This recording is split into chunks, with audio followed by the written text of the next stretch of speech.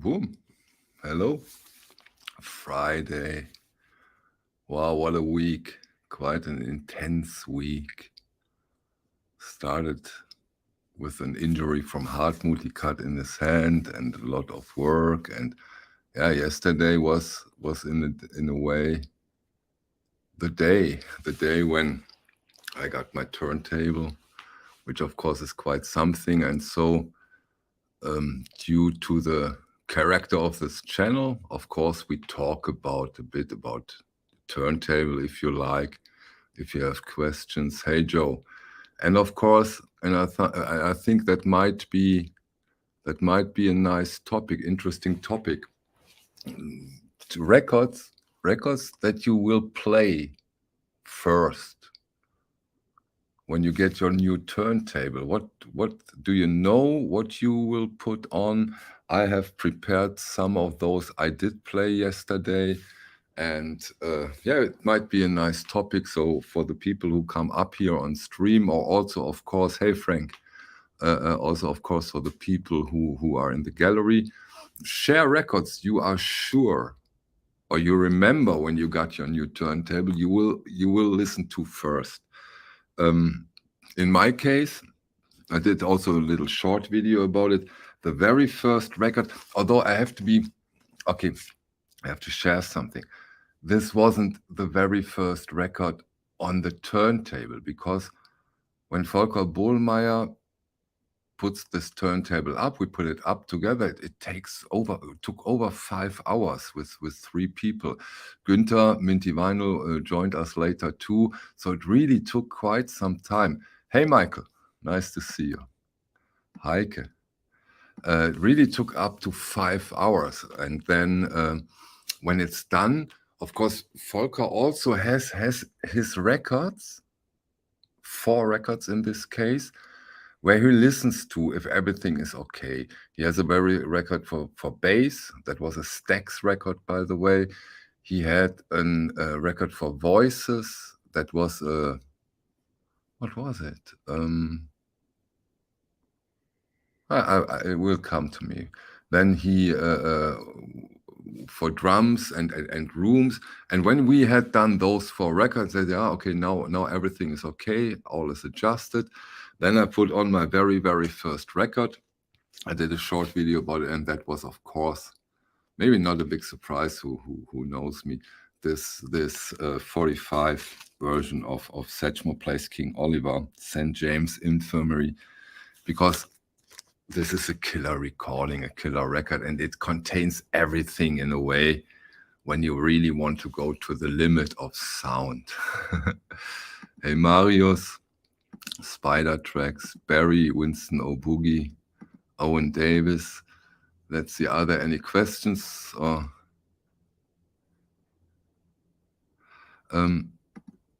did you see my short regarding? No, I haven't yet. But of course I will. You got your pretzel UHQR, or is it a different version? Hey Pete. Okay, look, Owen Davis, his first play is always a kind of blue. Okay, which version, if I might ask? Hey Dylan, how is Brazil doing? Dylan is from Brazil. Oh, look at this. Kevin from Indonesia. Cool. Marius, okay, you got the UHQR, okay. Noble Bagheera, what about take 5 for cymbals? Good choice. We exactly. He also put on the Muddy Waters, right? Daniel, hey. Finally cold. So yeah, of course, if you live in Brazil, it's probably finally when it's getting colder. Nadine, hello. Paul, hi. Will we ever get 90s grunge audiophile pressings? Yeah, I'm sure. Eventually we will. Of course we will. I cannot say when, but we will see those pressings.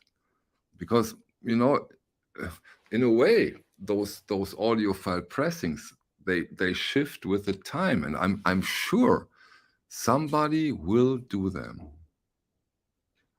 Thank you, Kiel. Thank you. When does Düsseldorf plays against Kiel? We have to meet then. Mackie, welcome. Nice to see you all. Yeah, okay, come on. I've shown my first record of the turntable. I will put out a link for everybody who wants to come up and join us. Maybe you have a record too. If not, we talk about other stuff. You know, when I say 5 to 10 records you play when you get a new turntable as a topic of this live stream, of course, this is a loose thing. It's not that we only have to stick to this. This, of course, is a live stream, which is not bound to a certain topic. We can go back and forth, and of course, as you can imagine. Pearl Jam's Yield is being done on 45 by Vinyl Me Please. Yes, that's cool.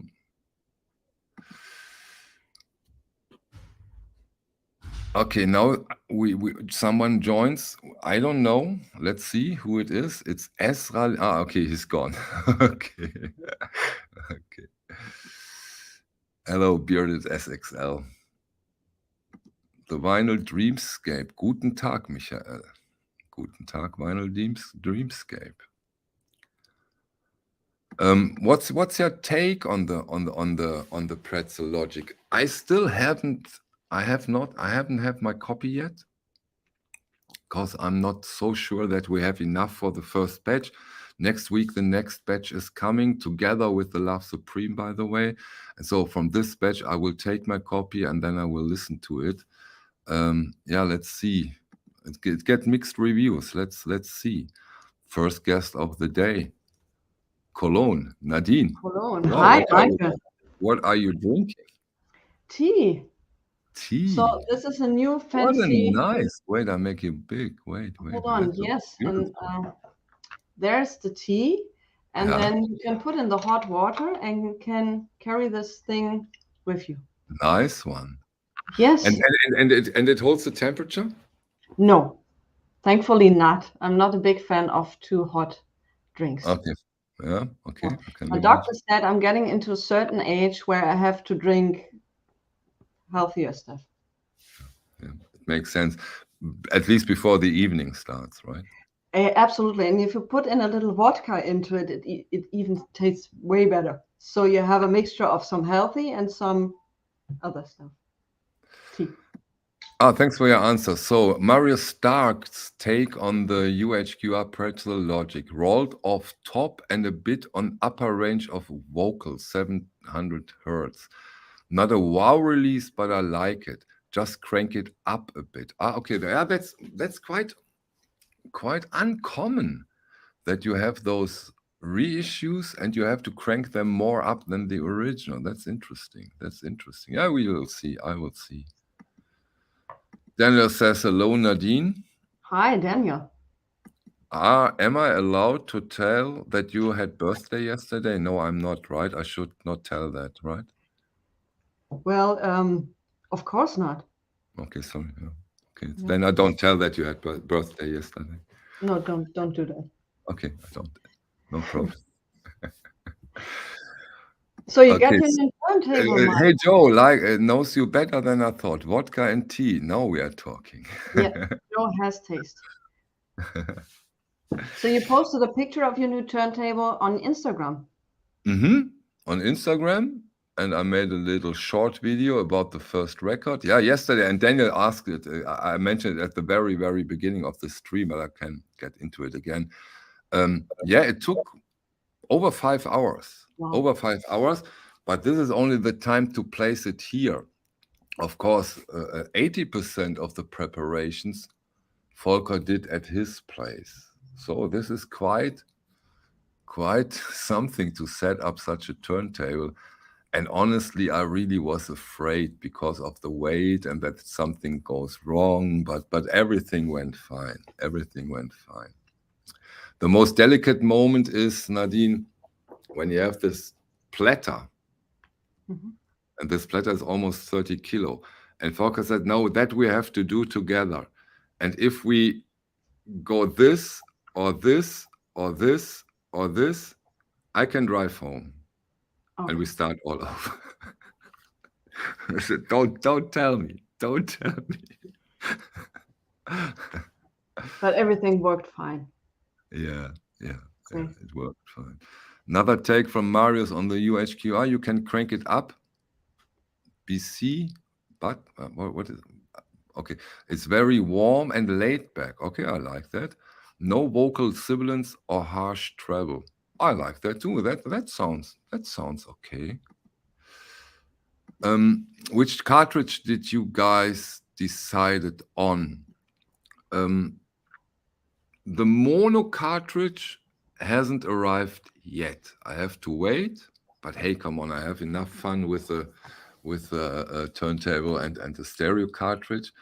The stereo cartridge is the so-called Einstein pickup. The Einstein pickup, Volker developed together with the chief development guy from Audiophile. Leif Johansen is his name, I think. Both of them developed that, but not for this turntable especially.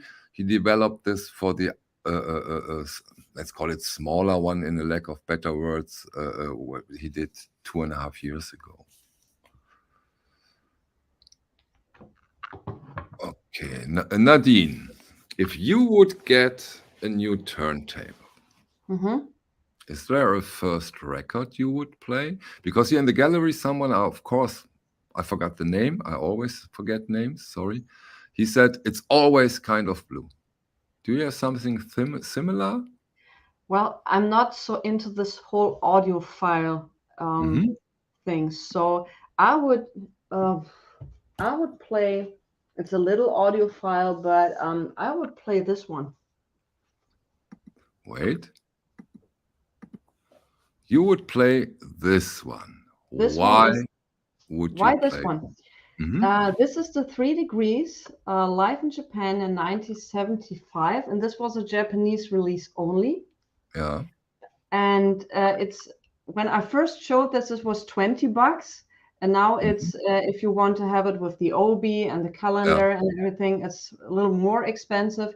But this is very well pressed on Japanese vinyl, mid-70s, very quiet, sounds tremendously well, and this would be one of my first records to play on a new turntable. Sounds just tremendously great. Yeah, but because it's a live recording, or it has everything for you that you can check it? How is the difference now? Or is it just, no, I want to hear this recording, I love this recording, and that's it? It's a little bit of everything, I would say. Okay. I know this recording very well. I've heard this a number of times. It's also not, there's only the A side available on YouTube. Otherwise, you can only hear it on record. Michael. Hey, Michael. I mean, that fits perfectly, right? I think so. Nadine showing a Japanese pressing. Yeah.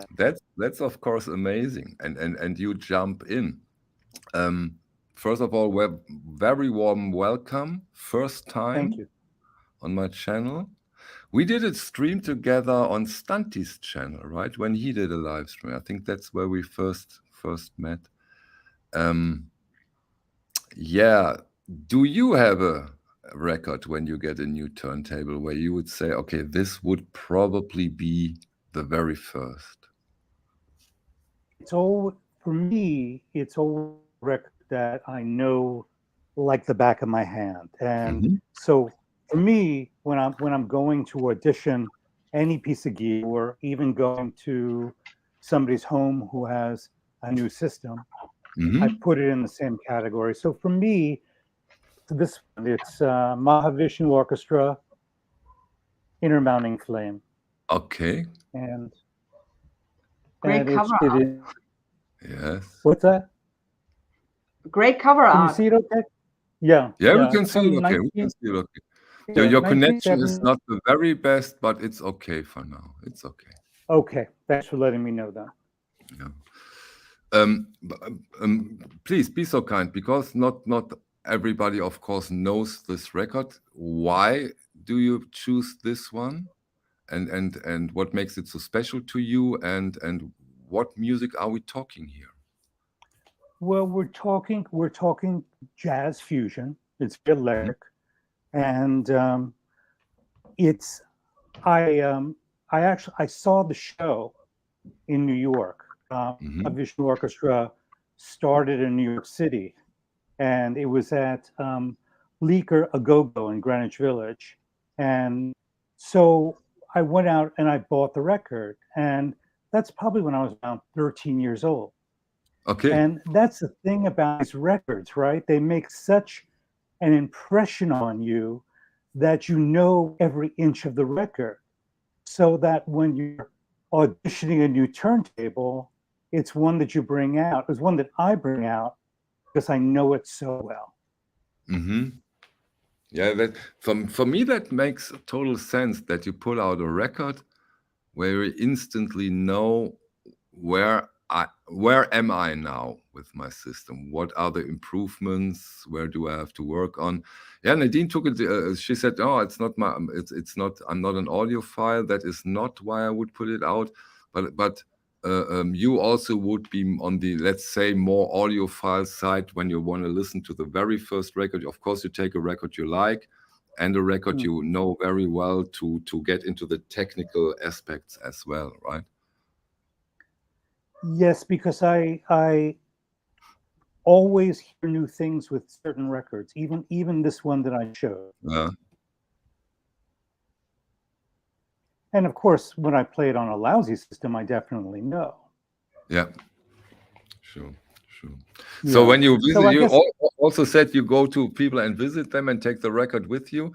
Would you say, "Oh my God, you have a lousy system"? No, you won't. Never. Not in this country. So you say, "Thank you that I could play my record on your system"? Yes. Is it domo arigato, or does that mean something different? If you say Domo arigato means thank you very much. Okay, so I was not that wrong. I wasn't. Yeah. Yeah, because maybe let's explain the viewers, the gallery, a little bit more about you. You have also your own channel, REISSUES Records, right? Yes. You do also, of course, you live in a completely different time zone than me. It's quite late right now at your place, right? Yes. In Japan. Yeah. It's after 10 o'clock, right? Or It is 11:18 on Friday night, nearing on Saturday. So almost Saturday. So I'm a day ahead. Almost Saturday. Yeah, as I said, you do live streams. Do you also do videos, right? Or only live? I make a lot of videos. Yeah. Okay. Yeah. Cool. So check out REISSUES Records for those of you who don't know his channel.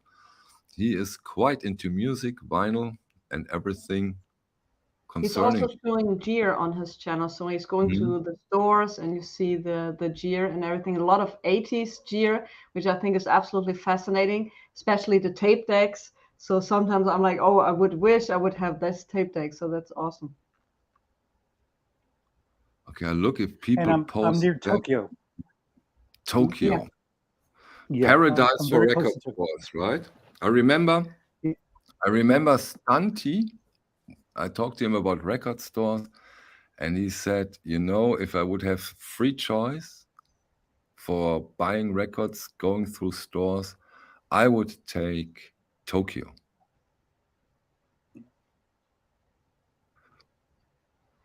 Yeah, that's a great choice. Yeah, it's unbelievable.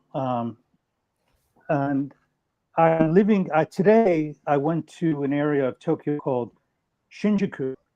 And, they have they have an area, look at it this way. On one side of the train station, there's an area dominated by a chain of record stores called Disc Union. And they have 7 stores. Each one is unique. They have a jazz store. They have a hard rock store. They have a punk store. They have a classic. They have a dedicated punk store. Yes. Yes. Oh, that's amazing. That's amazing. Yeah. Wow. And what also is amazing is that he showed this on his channel. There's a catalog with records they're requesting and the pricing for those records. And it knocked me off my feet when I saw the pricing these Japanese people are, or this union is willing to pay for a record in good condition. This is something like here 50 to 100 sometimes a record, and they are willing to pay way more for a record in tremendously good condition. The pricing knocked me off my feet. Yeah, the Japanese record collectors have been ahead of the game for many decades now. I think that I heard those stories so often in the vinyl community that those Japanese collectors went over to America, bought the stacks of Blue Note, and flew back home when there was nothing like a vinyl resurgence in sight, right? Yes, it never stopped here. There never, as in the West, when vinyl records took a pause and CDs took off, vinyl never took a rest here. They continued producing records. And amazing. I was at a store today called Vinyl. It was an independent store, and I swear I thought I was in New York City. The amount of titles that they had from both, just going from like San Francisco punk stuff, things that I know are rare, for $25, $35. I mean, it's not cheap. But their grading system is so precise. That's why I was surprised about Den Bosch, that there was no grading on the records. In Japan, their information is right up front. Nice. This is it's a repress. Here's the grade, and they have maybe a few different choices. Very interesting point what you just said. True, absolutely true. Almost no, maybe there is one dealer who does it, but in general, no grading on the records. True. And what I also totally miss, is something like that.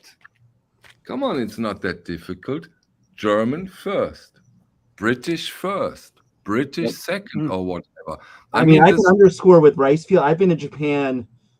It'll be my 4th time if I go next year. And I usually, when I go there for about 2 weeks, and I take 3 days to just record shop. And I will, that's all that I do. And even a place like Base in Shinjuku, which is just a hardcore punk record store, everything is graded. Even new records are graded. And what they'll do is they'll actually, when you take it up to the counter, depending upon the store, they'll pull out the record and look at it themselves and then show it to you to make sure that, hey, amazing. Is this cool? And, when I first went to Japan, which was like 2006, 2007, I had just, again, I had no kind of context for that. I researched where I was going to go record store wise, but just didn't have the context of how records are sold, how they're graded, what that process is. And it was pretty unbelievable to see on what, like, again, you were talking about Disc Union and the floors that they have, going from their avant-garde jazz floor of just avant-garde jazz, seeing like, a Dave Burrell first pressing on like Actuel, and then going upstairs and then seeing like a first press of a Minor Threat record. Like, pretty unbelievable. And it's just right there in front of you. It's not on a wall. It's grabbable. It's almost like too trustworthy. They would never do that in America. And just the records, and this was before the vinyl boom. Those prices were, they were pretty rough. Now I can't imagine what, I know what a first pressing of like the Minor Threat 7-inch is like. And so it's exponentially more expensive, I'm sure now. But again, to go back to your point, Rice, I don't know your name, Ricefield Records guy. Mike. Another Mike. You have to have a Michael somewhere in your name if you do a VC channel. No, I totally agree though. If you're a record collector or just love records, going to Tokyo that's a pilgrimage. And I would say 100%. I think like Stunty said, Tokyo is the place to go record shopping. You'll see things you'll kind of never see anywhere else unless you go to like a big record convention or And Bosch, you know. maybe. Yeah. Right. And even then, there's stuff that I don't think you would even see there versus Tokyo. So, no, I kind of, as soon as you guys started talking about Disc Union, I was like, yeah, that's one of my favorite record stores. It's a chain. And what's interesting about Disc Union, and Michael, you can probably comment on this more, is that chain, even though, let's say in Shinjuku, it's, I think, mostly like prog, jazz, and punk are like the levels. Then somewhere in Shibuya, it's just like indie rock. You know, like that's how it kind of operates there. But yeah, unbelievable. Disc Union for a chain is unbelievable. And that's their chain record store. Amazing. You also have Tower. You also have Tower Records in V. Yep. Tower Records is great too. Yep. Like you'll find more mainstream stuff there, but you'll find used stuff that's still kind of like, why is this in Tower Records? You know? Right. One question, one very important question for me when it comes to the grading. Is it the Goldmine standard, or is it a near mint with a missing edge? It is Goldmine, but they use different nomenclature. So, for example, it might be EX plus, EX minus, EX, VG plus, VG. Each store, they have their own. It tracks to Goldmine. So they're using this XX also to put the VG plus closer to the near mint, because the variety of VG plus is quite big in some instances, right? Some stores track exactly the Goldmine, but as you know, Goldmine uses VG plus. Having a brain block. What's the next one up in the chain? Would it be EX? Near mint, right? They don't have N here. They don't use it because near mint doesn't really translate into Japanese language. So they have they use EX in excellence. So but it tracks to Goldmine. Does that make sense? They just it's different. They use different lettering system. There was one record I bought when I was in Japan, and I think it may have been Disc Union, or I forget the record. There's another record store in Shibuya that I really like, and the name escapes me right now. So I looked at the grading of the record. It was, I think, like a Coltrane record, just one of those like collections. It wasn't super expensive or anything like that. And it said VG plus on it. And as long as the record sounds halfway decent, it's fine to me. So I take it to buy it at the counter, and the guy pulls it out and flips it over and, kind of looks at it and immediately downgrades the price and says, this isn't VG plus. Like, we're going to take 200 yen off of it. You know what I mean? Or something like that. And I never experienced that in a record store. Oh, that's amazing. Yeah. That's how it should be. That's how it should be. Normally the record clerk or the owner would just be like, well, this isn't VG plus, but you're paying whatever I wrote on there. So that's, they kind of are looking out for you. Well, it's a guarantee that you're going to come back and buy again. They sandbag their grades. They sandbag them. So, not all the time, but at the clerk's discretion, he made the call and he applied the discount for you because they want you back. And I don't know anybody who has all records from Japan mail order who has ever said I got a bad deal or the record was not average, didn't arrive as average. I've actually ordered stuff from Japan. I just recently got in a original pressing or a Japanese original pressing of John Coltrane's Interstellar Space. That's one of my favorite Coltrane records in like the top 3.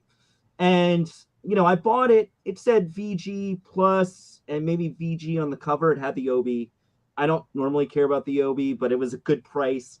I think it was like $60-$70, a really good price. And I got it thinking, oh, VG plus is VG plus. This was near mint. Like, this was like it looked like it'd never been played before. The cover was immaculate. I have it filed away. I should just grab it, but it was, I got a really good deal, and I even commented to the guy, I was like, you could have sold this for another $30-$40 more, because it's practically new. And I've never experienced that with mail order. You know what I mean? Like, it's normally the standard, like, I'm pretty good with buyers, and like I will only buy from trusted buyers on Discogs, and I've always gotten fair grades, but this was amazing, a really good deal. Yeah. How are the Nadine, prices? go. I want to hear your. Do you have any experience with Japanese dealers? No, I wish I would, because I've heard many soul records. Japanese people love soul records. Went in the early 2000, 2010, which are now very expensive soul records. You can't get them. They are in Japan. So every dealer is telling me, if you're going to Japan, then you find these records. So what about the pricing compared to like in the United States or other countries? Are they way more expensive or cheaper? I will say right now the yen is really weak. So for American prices, it's actually a pretty good deal. And I think at the height of the pandemic, that was when I was just buying stuff from Japan through Discogs, because the shipping and stuff was, while expensive, the yen was so weak that I was like, well, it's only a couple dollars more now to ship from Japan to the US once they opened shipping up during the pandemic. And the yen is still really weak, so it's tough for me to comment on a currency where you are. But as an American, it's still, I just buy direct from Disc Union now actually ships to the US. And you can also get different like couriers to ship records for you. There's like an intermediary. But yeah, so for America right now, it's buying records from Japan is pretty decent. All right. So the question was up if there's a live stream on the weekend. Did I see that correct, Michael? Yeah. Did you do a live stream this weekend, Nadine? Kind of. I'm doing, we record a stream with Steve from Perfect Vinyl Forever. I know him, yeah. And Paul. And we will be doing a recording about record cleaning. So if somebody in the audience is having questions about record cleaning, I can forward this question to Steve or Paul, because during some time issues, we can't do it live. And I'm happy if some people are having questions about that. So he is the guy who has this huge setup, right? Huge, gigantic. You have to send him your records. And then you get the package back after some time, right? This is what he does. Exactly. Right? Yes, exactly. Interesting. Completely different than having your own cleaning machine. Absolutely. But I love my degrader, and I'm not sponsored, but I love it. Thomas, so nice to see you back. How are you? I'm very good, thank you. I'm so pleased to see you all. Yeah, that's nice. You know, probably you remember Cole from the last live stream. Yeah. Someone who you may meet for the first time is Michael, REISSUES Records. He lives in Japan. And that's why we got into the topic of buying records in Tokyo. And Cole and Michael are quite convinced and shared stories that really sound amazing. Have you ever bought records in Japan, Thomas? Have you been there in Tokyo? I have not been in Tokyo. That's number one on my wish list to go. And I wanted to go 2 years ago. Then the Corona came, and now I'm just waiting to have like where I can go. I want to go with my wife, and I want to like it to be a month or 3 weeks or something. Yeah, once you go there, you should take your time. So what I've heard, they even have dedicated genre record stores. I haven't heard that. Punk, rock. This really is amazing. Imagine an own used record punk store. I love that. And Michael, they're on different floors too. So if you take Disc Union, there will be like 3 or 4 floors, and each floor is just dedicated to that genre. Like if you're super into like prog, like I know the one in I think it's in Shinjuku. There's just the second floor is like a prog floor. The third floor I think is the punk floor, and then the fourth floor I think it's like classical music. There's like just a floor. Yeah, come on. The dedicated to Asians music. and classical music is of course you Yeah. have to have it. Sure. Yeah. Amazing. Have you ever been to? By the way, first time here. Nice to see you, Jose. Have you Hello. ever been Hi, Jose. to Japan, Tokyo, and bought some records, Jose? No. It's on my want list, but I do buy a lot from what is it? What's the website? City Japan? What is it? Mhm. Let me Record yeah. City. Yeah. Record City, yes, Record City. I buy from them a lot. I've gotten some great stuff, not only Japanese records, but they also do like curations and they get like great pressings of stuff. Not yet. But I highly recommend that website if you're not aware of it. I'm sure everybody here is aware of it. Okay, By now the way, now that you Jose guys were is here. talking about Oh, go ahead, Michael. I'm sorry. Yeah, because that's important. Because Jose is the first time here. You will see that Jose has at least 2,000 to 3,000 records in the reach of his arm. It's unbelievable. You will see over time. He pulls out records while Yeah, he's well- thousands of them. Or like Thomas, what do you need? Okay, I have it up here. Which Yeah, Well, but he has Thomas has a ladder, so I don't. He has to I- stand up, but That's Jose cooler. doesn't need to stand up. yeah, I guess. But I'm trying to find an arm extender. Like automated, yeah, like a little elevator. But that's a great store online. They have good stuff. No, but I wish I could. I'm going to go to the Austin Record Fair. I haven't been in such a long time. You don't go to New York? No, I'm not gonna go. I have some stuff to do here at work, but I'm gonna go to the Austin one because Austin, Texas. I'm in Mexico, but Austin, Texas is like 6-7 hours away from me. 5 if I'm driving a little fast. But Jose, Austin has been a couple of weeks ago, right? No, it's this year. At least this year was twice. It's gonna be 2 times. Okay. So, yeah. Okay. And it's a great. It's very small. I mean, once you've been to Den Bosch, I'm guessing everything is pretty small, but that one's always Yeah, been that's true. I don't want to say it because how it sounds. What is that? But when I saw the videos and the pictures, I was. No, a it bit is. surprised. It is quite small. Yeah, Even- compared to Den Bosch, it's tiny. Everything is. The one in I know I've said it before, and I know you've read me.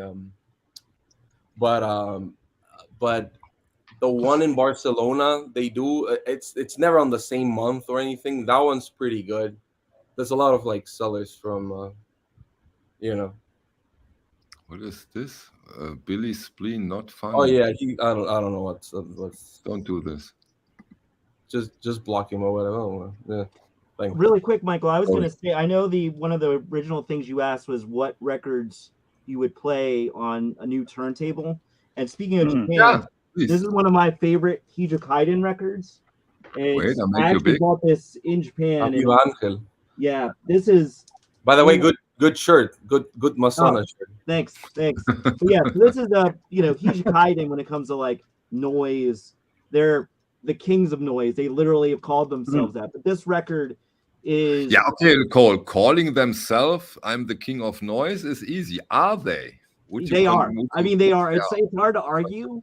I mean, and Jose, we've talked about this before. There's with Merzbow, for example, I would say he's the king of releasing noise records. Yes, but when it comes to like actual and I love Merzbow. Like I love Merzbow, but it's just Kaiden is no joke.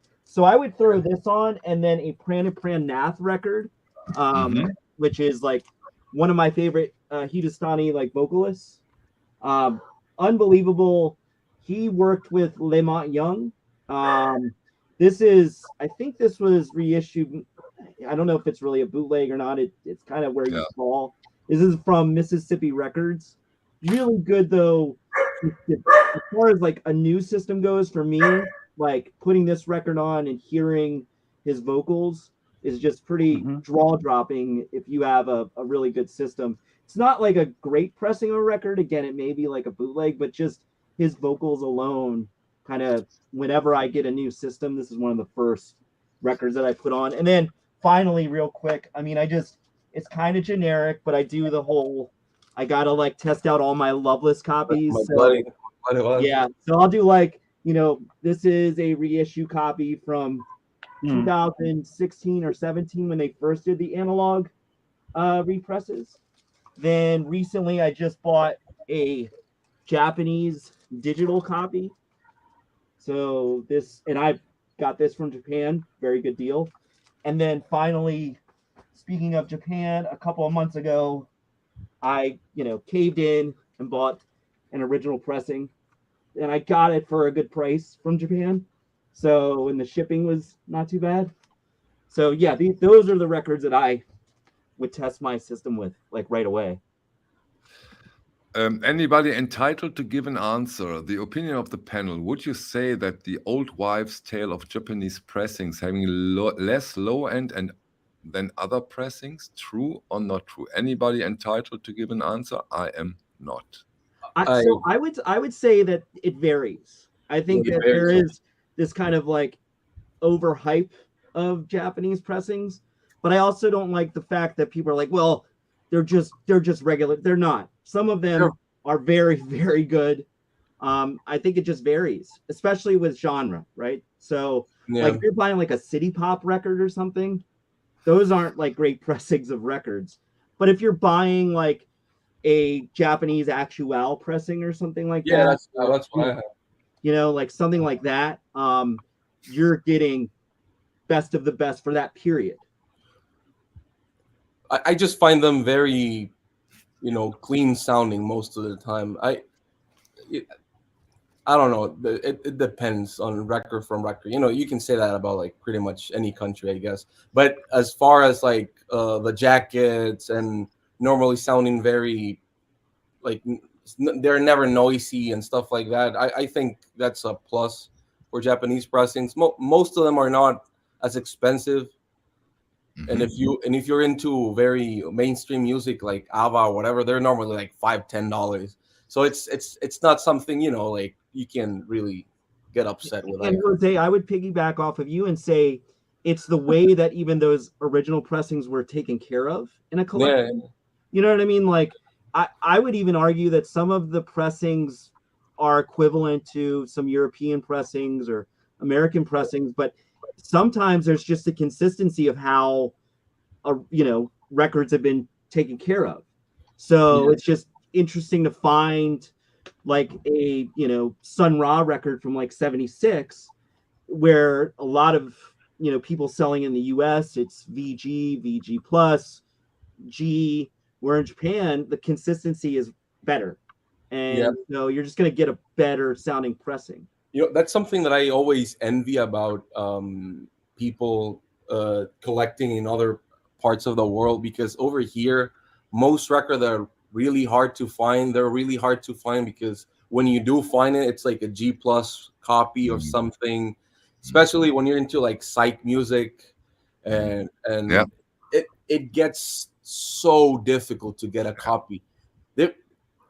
There might be like 10 copies on Discogs, but 9 of them are VG at best, and it's something very stressful. And over here, when I've gotten into like stuff that's a little bit harder to find, it's almost impossible to. Before we go on, a question for Cole from Lovell. Nice to see you, Lovell. Welcome back. My Bloody Valentine sounded the best OG Loveless or the version from 2016? So I did an A/B test. So in my office record room where I am, this is my pretty nice setup that I have here. And so I played actually both on my nice setup. And then in my living room area, I have a, you know, like a LP 120, kind of like the tank that a lot of people have, just because the reality is most people are probably playing records on a record player that's like in my living room. Here's the thing. I think the 2016 release and the 2019 or 21 release, which uses the same plates for mine, it uses the same plating. I think that so I'm just gonna, 2016 is the one that I have. I would say that what's nice about the 2016 version is that the bass is way more pronounced.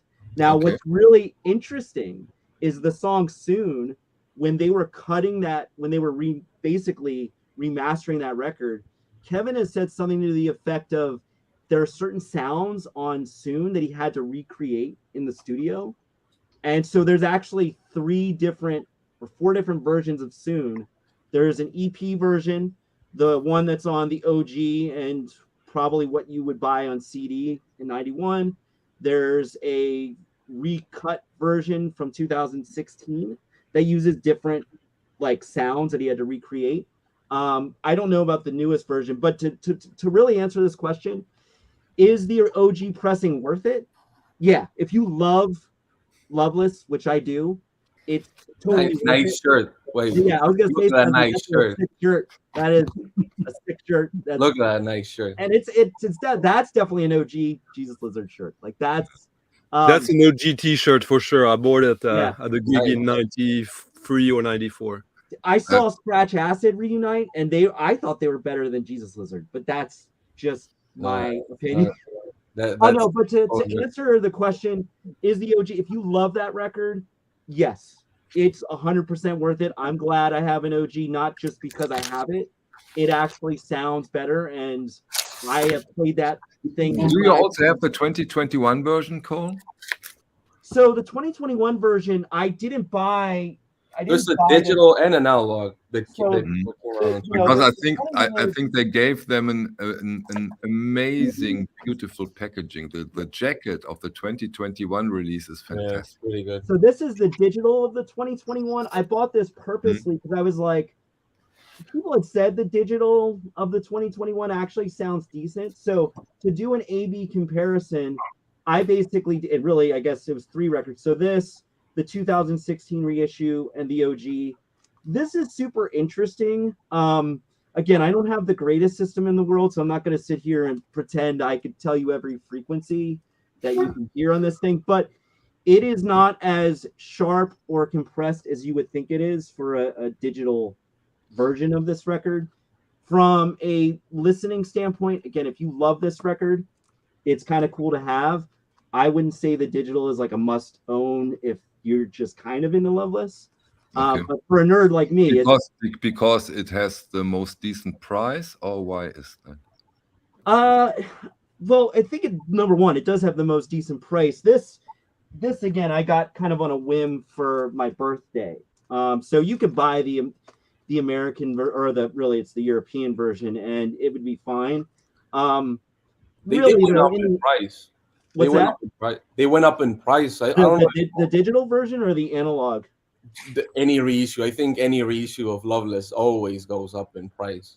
I thought they priced, when they did the 2021 reissues, they priced them fairly well. No, of course. What's really weird though, in the US, like you could get MBV and Isn't Anything, but they actually had to drop ship Loveless. There's some weird licensing issue with Loveless in the US, so you actually had to buy a European pressing, whereas MBV and I think Isn't Anything are actually like US pressings. So really weird how that licensing works. But again, the OG I think is the best sounding, but you can't go wrong with the 2016 or 2021 all analog pressing. So that's kind of a long-winded way of putting it. Okay, I saw this is one of those moments Thomas got to his shelf and put out some records. What could that mean? Michael. How is your shelf going? Did you make progress on the repairing? And look at it, looks better. And yeah, did you do the damage control? Not yet completely, but so far all fine. I have something fun to propose for the stream. I'm gonna open a package. It's warm. It's warm. It's definitely gonna be warm. Of course it's warm. I'm not sure exactly what it is, but let's see. Okay, I make you big. Come on, if you unpack. No. don't make. But it might be a little splatter movie now. I know how clumsy you are. No, come on. No, the person you should make big right now. That's a very European way of make Michael. Records, Michael, you should make Michael big. Okay, I do that. Look, Michael, I should make you big, but you don't. We can't look at that. This is a package I got from Michael. Oh, okay, nice. Mm-hmm. So Michael got records for you in Japan. Yes, that's nice. It's a Japanese pressing only of a compilation featuring a track by Toru Takemitsu that is only featured on this record. Okay. And how did you get aware of this record, Stan? Discogs, and it's quite unusual record, but it was really cheap. I think was like $5 or so, but it's very rare. Like there's no other copies available. So yeah, Michael helped out, and I'm very, very grateful. And Michael, how did you know where to go? Stunty gave you the spot, or did you go on the lookout for it? Actually, Stunty gave me the disc item, but they had a weird. It was actually the seller was Record City, but they had a high minimum, and I just wanted to purchase that record. So records, I basically bought it from Record City directly, and just verified that it was the same one. But it's interesting. It's it was the first time that Japan, the rules about shipping are much more strict now, and I have to do everything online. And a record has its own code. They have a code for everything, whether it's talcum powder or razor blades or wine or records, has a unique code, and you really have to make a full, complete bill of lading. And each country that you're sending to has different rules. Sweden has its own rules. So it was a great challenge for me, and I don't think Stunty realizes that he did me a favor too, because I'm good at it. Cool. Michael, how long was the shipping when you shipped it to Stunty? How long? I got this today, so Michael will tell you exactly how long. I think 9 days door to door. It's pretty cool. And it's trackable, completely trackable. Hey, come on, we're talking Japan. This is not a third world country. The Japanese knows what they are doing. I got a German record once from Germany in 2 days to here. So that's the fastest I've ever gotten a record. Sometimes I can second that, Jose. Sometimes it's so. But it was not even DHL or UPS. No, we use FedEx sometimes in the OBC when we ship to the US. 3 days. Yeah, it's amazing. You have to fly over there. You have to hustle to keep up with the packages. Yeah.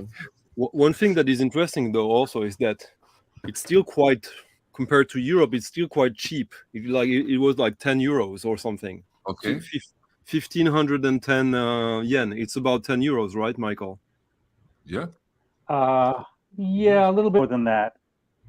Let's say 11 euros. The euro is tracking to the dollar pretty 1-to-1 now. So yeah, around. Oh, the euro is higher than the dollar. Yeah. Slightly. Okay, Thomas, now your turn. Finally, I get back to the question. What did you pull out of the shelf? I think I see love. Yeah. No, I just heard somebody ask if I had an OG. Which one is it? Is it the British? Because there's two UK pressings and a German pressing that it's the only 3 original pressings of it. Stunty's right. Yep. And he probably has them all. Correct me if I'm wrong.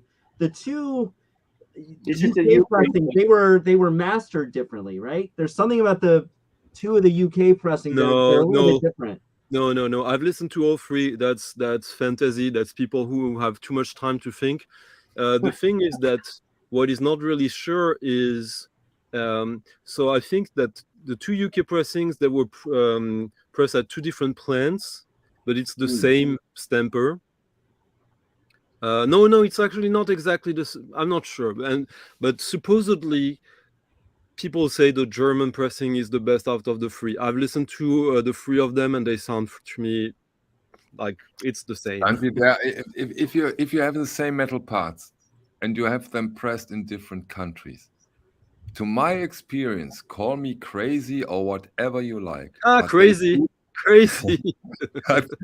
But they do sound different. They do.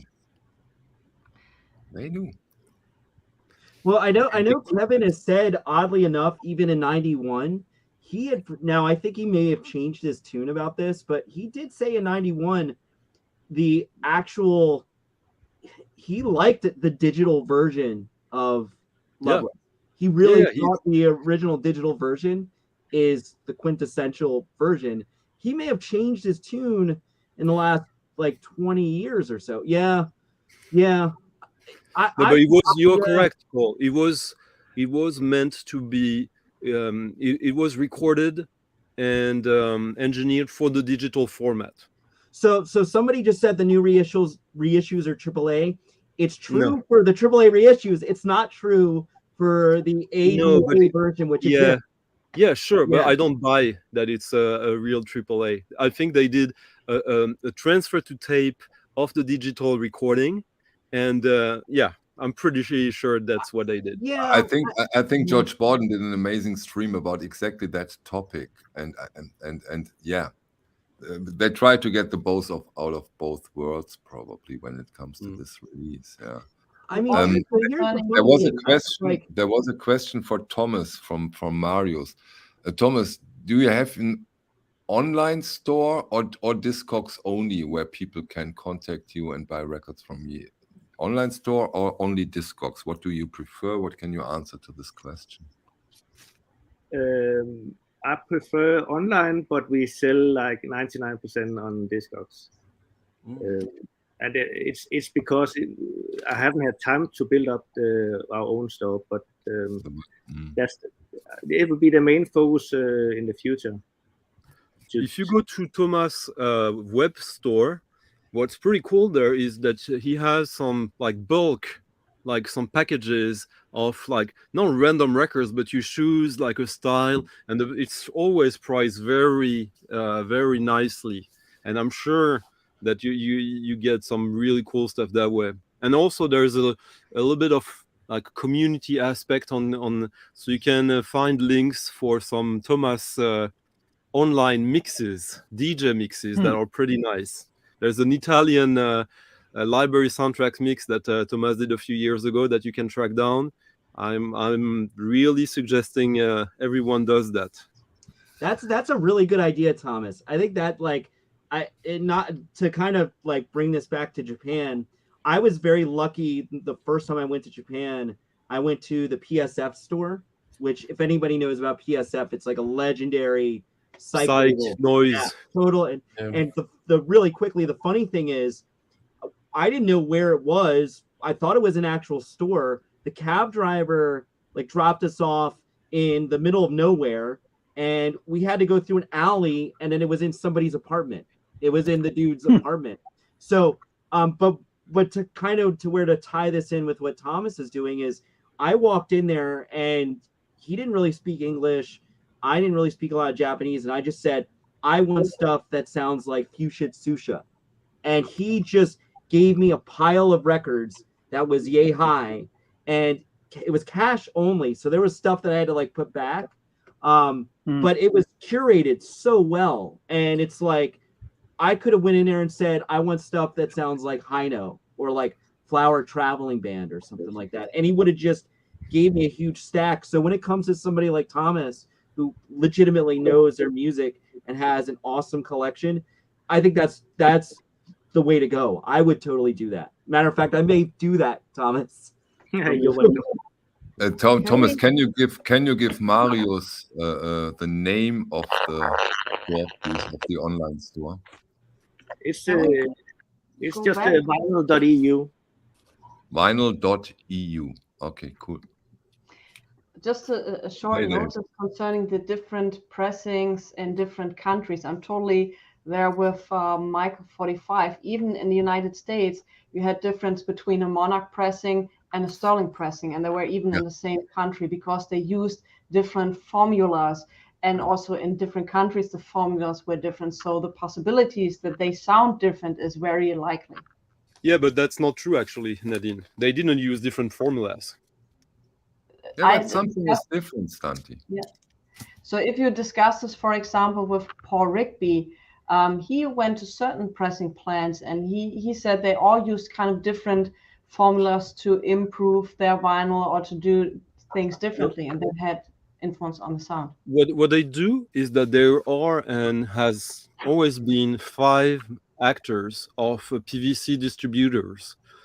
And when you're a record plant, you work with all 5 because sometimes one has some issues, some technical issues. Sometimes one has supply issues. So you never want to be stuck with the one supplier you work with and suddenly that has problems. So you always rotate with them.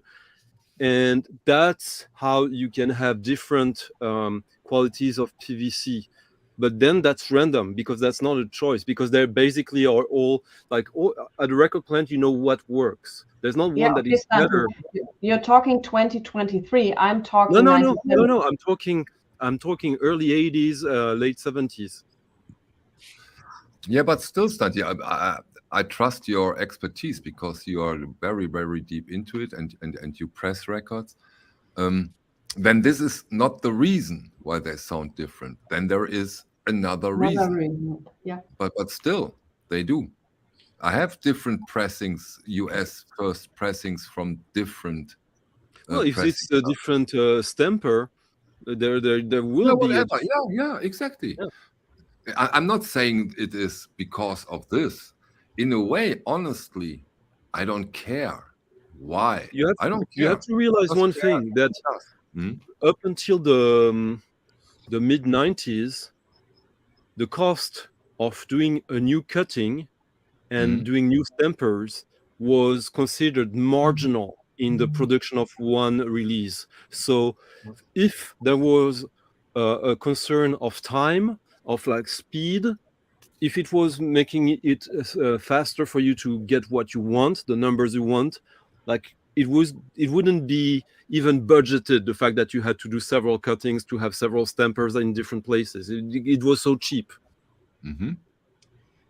Michael, there was a question, just a couple of comments ago about My Bloody Valentine. Yeah, the original is from a digital master. That the 91 OG is a digital master.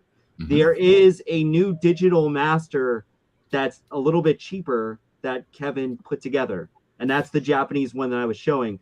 The actual triple analog, whether we want to debate whether that's from the actual tape or if it's a digital transfer to analog, that is the more expensive one. That was 2016 and 2021. So there is a triple analog version, which is the 2016-2021 more expensive version. But there's also a new digital. But they were the same price when they came out, if I'm not mistaken, weren't they? No, the deluxe was a little more expensive. Not by much though. It was like marginal. Like it was almost like why just buy the AAA version, which I think was done. And what's interesting is the original 2026 version was shipped by My Bloody Valentine themselves. And I have friends that in their comments when they got the record shipped, like said, hey, could Kevin sign this? And would get copies of Loveless signed from Kevin Shields. It's pretty wild. Now you have the attention of Nadine. Signed copy. Nadine, I have a question for you. Yes. This kind of ties into the pre-conversation about the different pressing plants. Nadine asked me to be on the lookout for a record that she's looking for. It's by The Topics. And I did a little research on it, and I wanted to send her, you know how with YouTube, you can't, everything's like, in public, so you can't really ask, if you ask someone a question, everybody sees it. Well, my question for you is there's plenty of new Japanese pressings of The Topics for $35. But when I'm looking for the original US pressing, every advertisement says it's the record that costs $3,000. How much? Hold on, I have some of these. Yes, he's having the original. I have these. Wait, I want the the original. originals first. Okay, nice jacket. This is not the topics one. I have the topics one somewhere up here. Now show But yours, Nadine, that is because I good. cannot make too big at the same time. So you have a Japanese obi. That means you have what kind of pressing? This is a reissue, but this Okay. is not actually the topics album. This is just the one I grabbed. So I know absolutely. I call you Michael Rice. Makes it easier. Absolutely, how much this is. The topics giving up. I'm looking for this record for 20 years. And I want to have the original. This is my holiest grail. Okay. If I have this grail, Okay. I think I can sit back and relax. And I know we're No, talking. here is the original, Nadine. That's No, this is nice. not It's not the the same original. record. Yeah, want it's not this the Sorry, topic. not the same record. This is Oh. not. It has a portrait of a woman on the cover. But Nadine, Exactly. are you gonna? If it's $3,000, are you good for that? I pay it. Yes. Thomas, I can't hear you. would you be willing to get rid of your original for 3K? I'm sorry to tell put you- you on the spot. If you can get this one for me from Topic as well, original. This is a reissue. Yeah, this is also difficult to find. So you are in for a trade, Thomas. With this Okay, one. I get it. Yeah, but Okay. this is the same, also difficult to find as the. So we also have this one from TSG. This one I have OG. This one. Yeah, this is. I could have this as an OG too, no problem. But I want the topics. I can't find the topics for 20 years as an original, and I want the But original. Nadine, although you had birthday yesterday, you are still quite young. You will get it eventually. What shall I say? I have 5 years as a collector. Then I have to have a decent collection. Otherwise, I'm too old. It doesn't make sense anymore. Yes, I can wait till Thomas says, "Hey Nadine, I finally decided to part with my original topics. I can wait 5 days or so, no problem." I tried to collect them all. I think there's 15, but 5 of them nobody ever seen. I think Yeah, I have 3 of them. 15 OGs. you have 3 of them. Okay. Yeah. Yeah. How congrats. many do you need, I have Thomas? the one with the car on front, Yeah. and then I have the one you just showed, Mm-hmm. and then I have the topics. See, I only want the topics. Only. I only want this one. Seems to be difficult enough. Stunty, do you have it? No. Why not? Because you don't like it that much, or difficult to get, even for you, in the time? It's a good record, but it's not my priority of mine, and it's oh yeah. Better for you. Hey, Riley. Yeah, I have. Yeah. What is this? Everybody's gonna shame me that I don't have this. What is this? This is an amazing record. It is beautiful private press. Michael, do you like the one with John Cale? Because Stunty really doesn't like it. So of course I do like. Who doesn't like John Cale? No, he's me. Record, the Terry Riley and John Cale record. Ah, okay. No, I don't know that. The Anthrax Church, or is it? I like that record. It's good, I right? think it's a solid record. I mean, I remember buying like reissues of that were like, or even OGs like 20 years ago were like $. Yeah. This one. Like, yeah.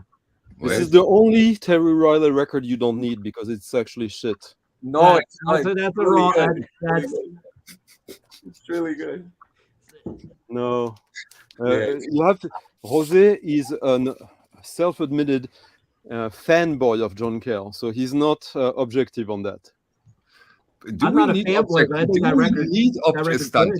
need objectivity when it comes to records we like? I'm sure we don't. Oh no, you know what? This is objectively not a good record. Even this that should be shit, it's pretty good. See, he's hopeless. Yeah, I mean, the cover alone, I don't know, Jose, man. That's well, this is Well, this is interesting. This is the Falkland Suits, and Brian Eno produced it, but it's with the USSR Orchestra, which I think it's pretty. Yeah, it's recorded in the USSR, so I think that's pretty fun. Is anybody here going to go see Eno live when he plays in Europe? I know that Eno is playing like live in Europe and doing some dates. Yeah, I would go. You know, we have a French vinyl addict with us. Hi, good morning, good afternoon. Bonjour. Hi. Bonjour. Hello. Hello. So please tell us. I don't know you. Stunty put you up. Can you introduce us, please? Yeah, I'm pretty new on YouTube. I'm French, originally from France, born and raised in France, very close to the border with Germany. And I moved last year to Canada. Ah, okay. Yeah. So I brought my collection in Canada. Oh, Canada. Yeah, in this French-speaking part in Montreal. And I recently started a YouTube channel to talk about my experience as a collector. I traveled a lot back in the days in the UK, in Germany, in Switzerland. And now in Canada, very close to Vermont, Montreal, a very good city for a festival. Au 33 Tours. Au 33 Tours. Au 33 Tours, exactly. That's one of the biggest record store. I recently went to Toronto. One of the best record stores in Northern America, I think. Really, yeah, exactly. Yeah, I have a lot of welcome to the stream. Thank you very much. What's your name? I didn't get your name. French vinyl addict. Yes, but that's not your name. My name is Michael. Ah, my real name. Yeah. Just first name. He's French, so he's suspicious of every one of you here. So. Okay, my real name is Romuald. Okay, I call you French vinyl addict. Okay, no. Yeah, exactly. Yeah. I have a question for Thomas. Thomas, do you have the whole Act 12 series? Actually, that's a good question. I collect the series. I miss a few. All right. But I have I think the first 50. Yeah, they're not that difficult to find. They're not even they're pretty easy to find. But Jose, if you ask that, please also explain for not everybody knows what you're talking about. What is the series? Why do you ask? Well, it's a French series. Yes. Mm-hmm. Of course, you take a little bit Don Cherry, but it's jazz, prog, experimental, even a little bit of rock from here and there. But I think it's one of the best series to collect because every release is pretty good. Yeah. You know? I mean, I remember being a kid and just buying a actual record just based on the cover because I love the graphic design of the covers. The other day. You can read my mind, Cole, because when I saw the Don Cherry, what a beautiful cover. Right. Yeah. I love any series that kind of has Sacred Bones used to do this, where on the top it would say it would just be the standard kind of issued thing on the top. And I just love the consistency of actual cover art. It's just, it really is nice. Yeah. It's what's the name of the Thomas, did I see that one of them was colored vinyl? Or was that? No, it was yeah. But this must be a reissue. This one. They're doing that with this series. Yeah. DRM series. This is here's another record you don't need to own. Okay, so last week Stunty said Sandwell District is not that interesting. I'm sorry, Stunty, but you are way off base. Nope, sorry. Don't talk shit about Kelly Malone. Thanks. No, but you see, it's just these guys that they're in love with Kelly Malone, and she's married, guys. So you're just being desperate. It's all about the music, Stunty. Come on. Yeah, exactly. You should tell them. This guy. Where is he? Michael, does Kali Malone show up in Japanese record stores? Yeah, pretty much. I've seen the titles there. And I don't think they're one that you're looking for her records though. I think they're just all imported, right, Mike? I believe so. Yep. I think it's just normal imports. But to go back to why Jose's showing that, the graphic design on that series. Every record it's the same. It's the same, and it's done by Stephen O'Malley of Sun, who ultimately really is a graphic designer. Who's married to Kelly Malone now? Is he really? Yes, Yeah. I had no idea. I remember telling Stunty like I think they're a couple, and then they announced That kind of like, makes sense. There was a question. There was a question in the gallery like, what is the best spiritual unity pressing to buy? So this is a 2016 pressing.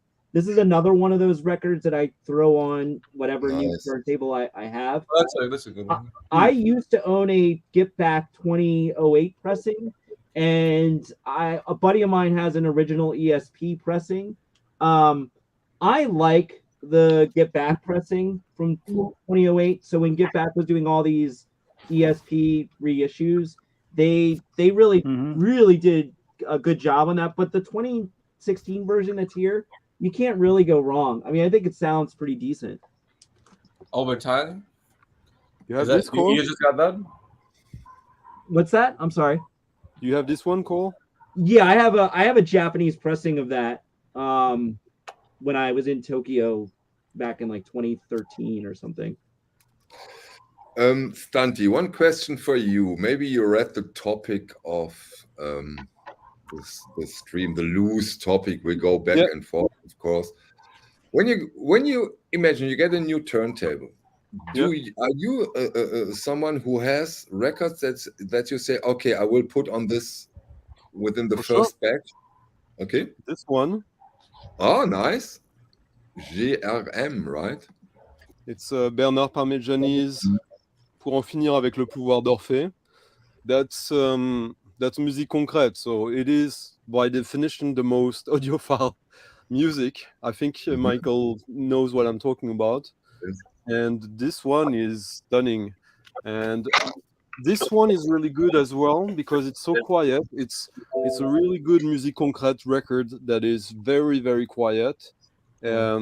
So it's cool to test your and Stunty could tell you that is a legendary series.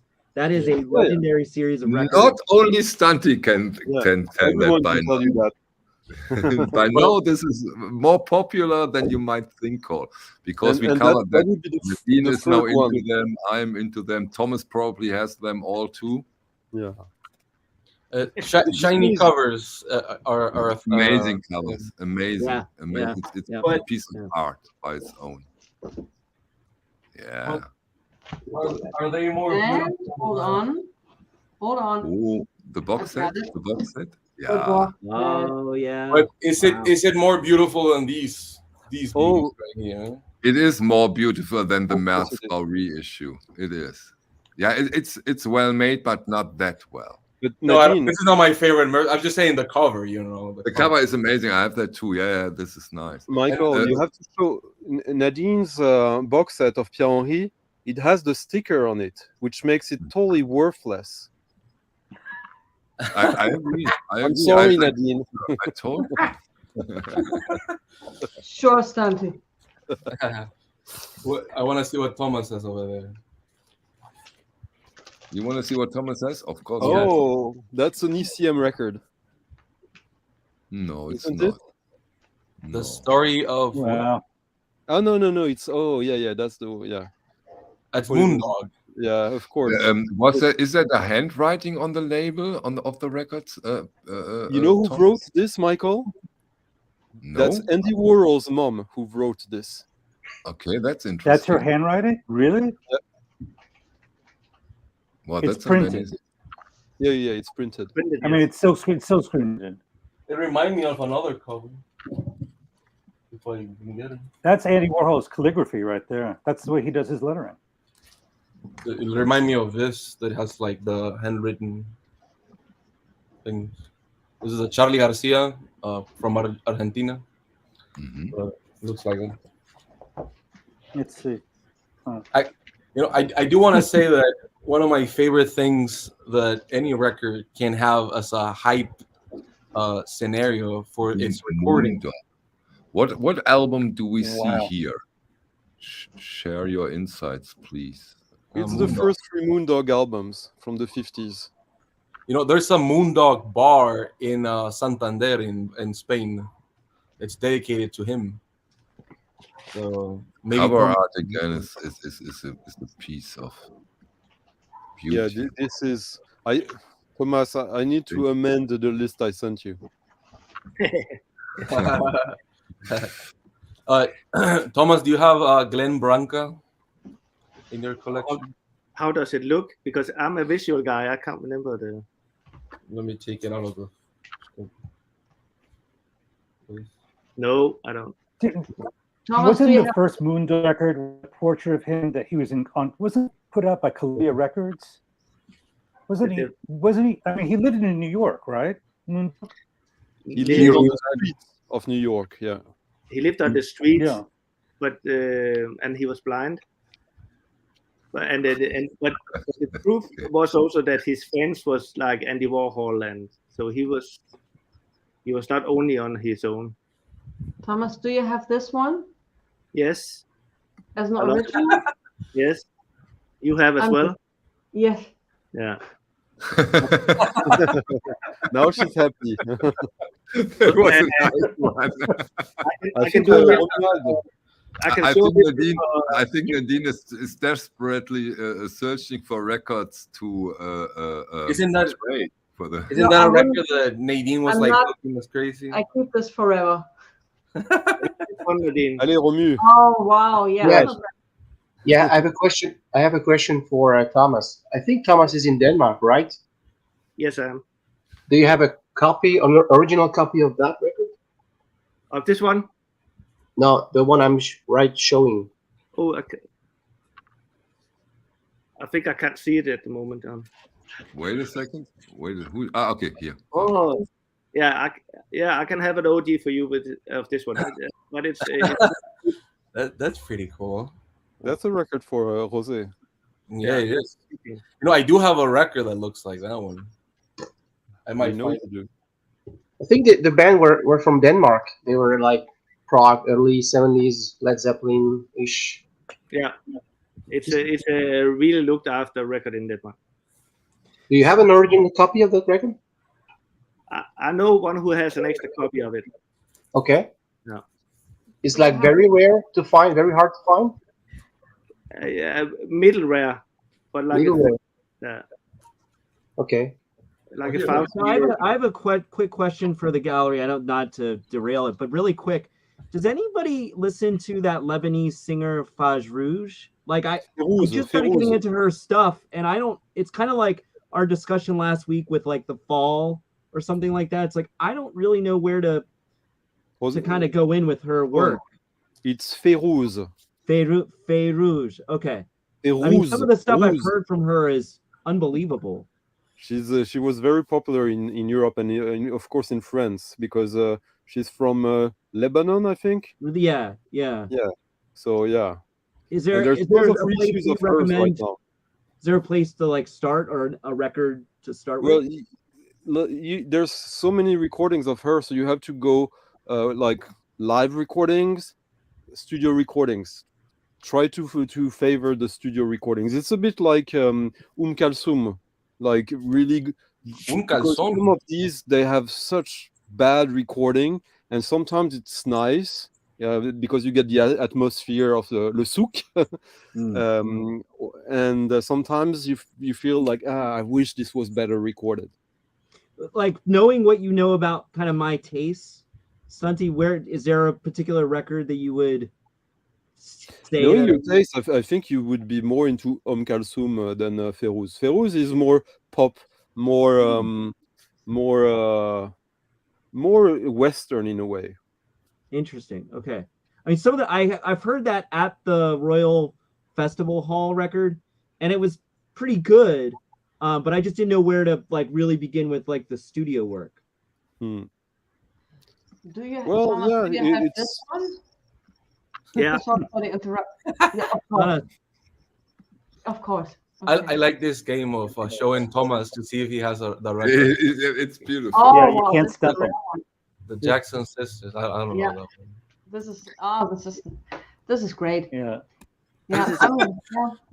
Nadine is like saying it with a little sadness. No, I'm happy that it's somewhere taken care of once Thomas decides to part with it. maybe Jose, it's one question for you, if I may. As you are most of the time at least located in Mexico, right? yes, I'm right here, right? yes. Are you deep into South American pressing, South American bands? Yeah, I do have a lot. I have it here, but I have most of them at home in El Salvador. But I do have, I never put stuff up on Discogs for some reason, but I have a lot of records that are not on Discogs. Yeah. But yesterday I got one of the rarest. I don't have it here, but I can show you a photo of the record that I got. But it's a Salvadorian pressing of. Yeah. Let me show. I think I sent it to someone. Who do I send it to? I got this yesterday, which is nobody's ever sold it on Discog. This is Rodriguez, right? Oh, that's Rodriguez, but this is a Salvadorian copy. Yeah. So, like, why does it exist? I don't know. But do I love it? Yes. So I bought it yesterday from a guy who's like, "Hey, this guy died. Anybody wants to buy a record?" And I was like, yes. So how you discover new South American music, new South American bands by the hour? That's one you showed on the last stream. Yeah, but it's a Mexican one, so it's just like Yes. that's pretty amazing. That's pretty amazing. There's if anybody here likes prog, there's a band called Egg, of course, and there's a Venezuelan pressing of the first record by them, which is extremely bizarre that it exists. And yeah, there's a lot of great stuff that I don't know why it exists, but there I even have like Francois Harding records that were pressed here. That's just 180. I just got like Barry White records that were pressed in Mexico, but they're like 200 grams for some reason. Okay. Because I collect something that I do collect no matter what the genre of music is. I collect pressings from here and from Central and South America, because, for example, even Black Sabbath, if you're a completionist with Black Sabbath, there's two records that only came out in Brazil. So stuff like that, it's hard to get, and it's weird. There's great Black Sabbath pressings of Master of Reality from Brazil. It has like different colors. Yeah, okay, that's one side of it. But what is it with actual Mexican music, Colombian music, and bands? I think you have a label too. You put out this stuff on your label, local bands. You look, I don't have most of it. I have it over there, of course. I have cumbia records here mostly, but let me show you some stuff. But it's pretty cool to find, because psych music was a big thing here, and one of my favorite bands of all time is this band called Dog Dogs. I'm guessing somebody here has listened to them, but this is like if you put Jethro Tull and everybody was on acid, and they instead of like a flute, it's like an actual flute from here. And this is another record by them. It's really amazing psych music, very well produced, and all the records, actually, funny enough, they were pressed on Dynaflex vinyl. Okay. So what year are we talking? Mid 70s, late 70s? This is 70s. So when during the 70s, there was a huge boom here for underground rock, because most Central and South America was during dictatorships and military stuff. Yeah. So most of the music was literally underground. So for stuff like that, it's pretty incredible that most of it exists. My favorite music from these regions, it's Argentinian music, and this is all Argentinian music.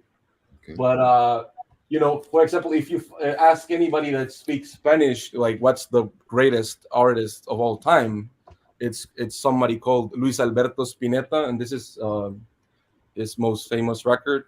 It's the original pressing has it's very weirdly shaped. This is called, in Spanish we call it Artaud, but Stunty would say it nicely, or Artaud, whatever.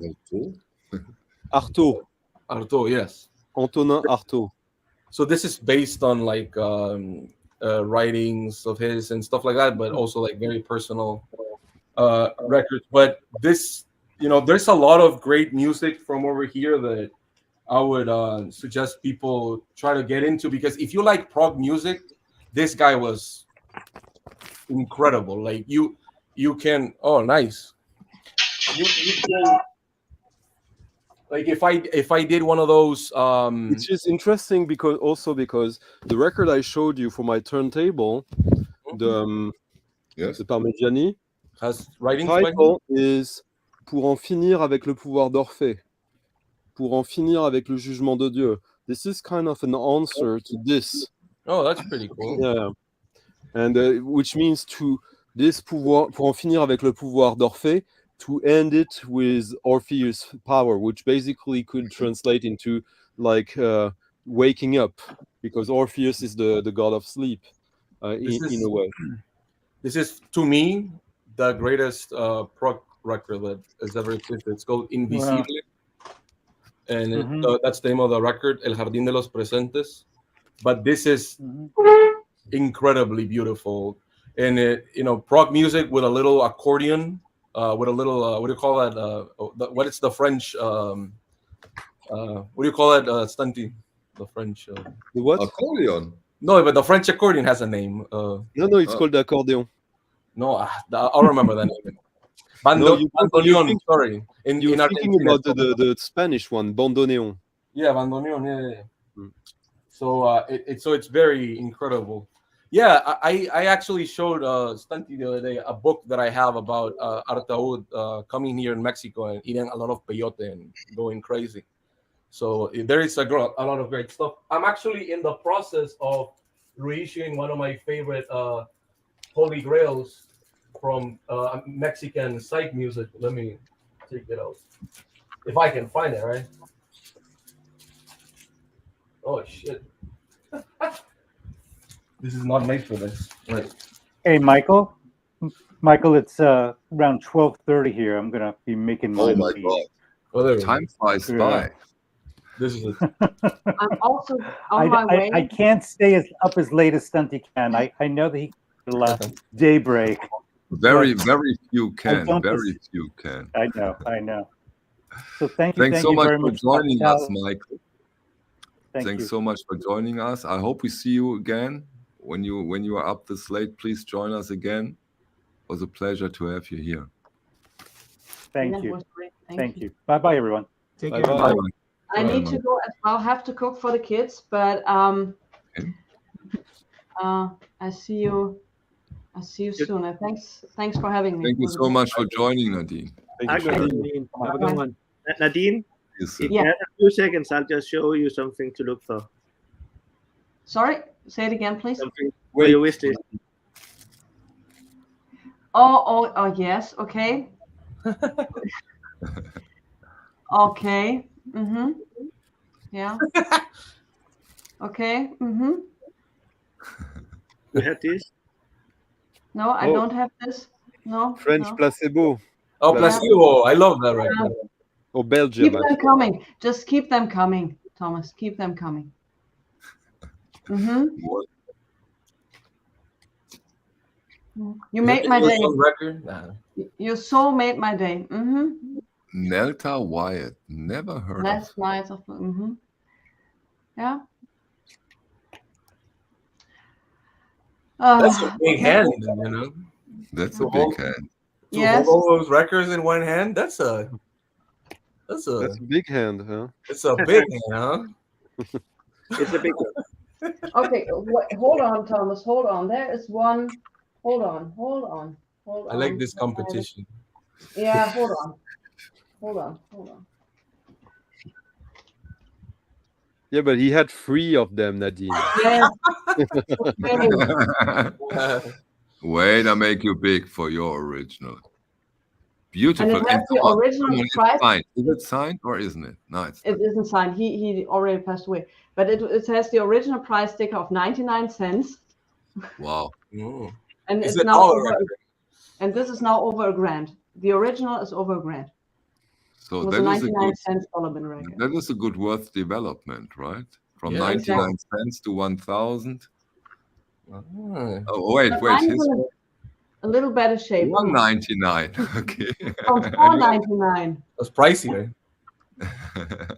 Pricey one. It's literally double the price there, huh? Yeah. Yeah, it's pretty good. Christopher wants one of those three, Thomas. That's nice. Yeah. Look, But let's maybe have Romuald show us a little bit of, so we see what he's into. Yeah, I'm really into prog rock, early 70s nice. stuff. Yeah, so I don't have a very rare records, but I'm glad I found that one. Oh, nice. Yeah. Oh, Freedom. I just showed the actual one. I don't know if you saw that. Can you tell us something about the record, please? Yeah, that's 2 ex-member of Procol Harum. Mm-hmm. So at the very beginning, they were like Procol Harum, and their style evolved from towards a more late 60s hard rock, stunt rock. Yeah. At that time, they were a power trio. You know, can you if you have a copy of that, you should put up a nicer photo on Discogs, because the one on Discogs right now it sucks shit. Of And, course. Thomas, of course. Oh, now this one is downgraded. Okay, now And you it's are- and I it's a can't UK keep press. up with all those records. Sorry. Beautiful jacket. Wow. Yeah. This is from 1983, the only record which he made. This is like a pop record. I love this record. There's only 1 or 2 tracks available on more YouTube. Freedom? Great one. Nice. And that's Okay, their the second. next record is flying off the shelf. Okay, Freedom. Yeah, It's the same band. it's the same band. Yeah, exactly. The first I showed was the 3rd album, and this is the 4th album, I guess. And this is the original UK press. That's nice. Yeah. Did you have this one that I showed, the actual one? Wait. Okay. And I'm very lucky because sometimes I went back home in Alsace, and there are some trade show, some convention, and a lot of German dealer coming around to sell their stuff. Very close to Whereabouts Strasbourg. in Alsace? Is it nearby Metz or Strasbourg? I was born in Mulhouse, but sometimes I go to Strasbourg and Strasbourg, and they have a lot of German dealer. They come in selling their stuff, and sometimes they are really good, nice quality pressing, good price. And I also recently buy from one of them is that Beggar's Opera. Yeah, that's a good one. Beggar's Opera.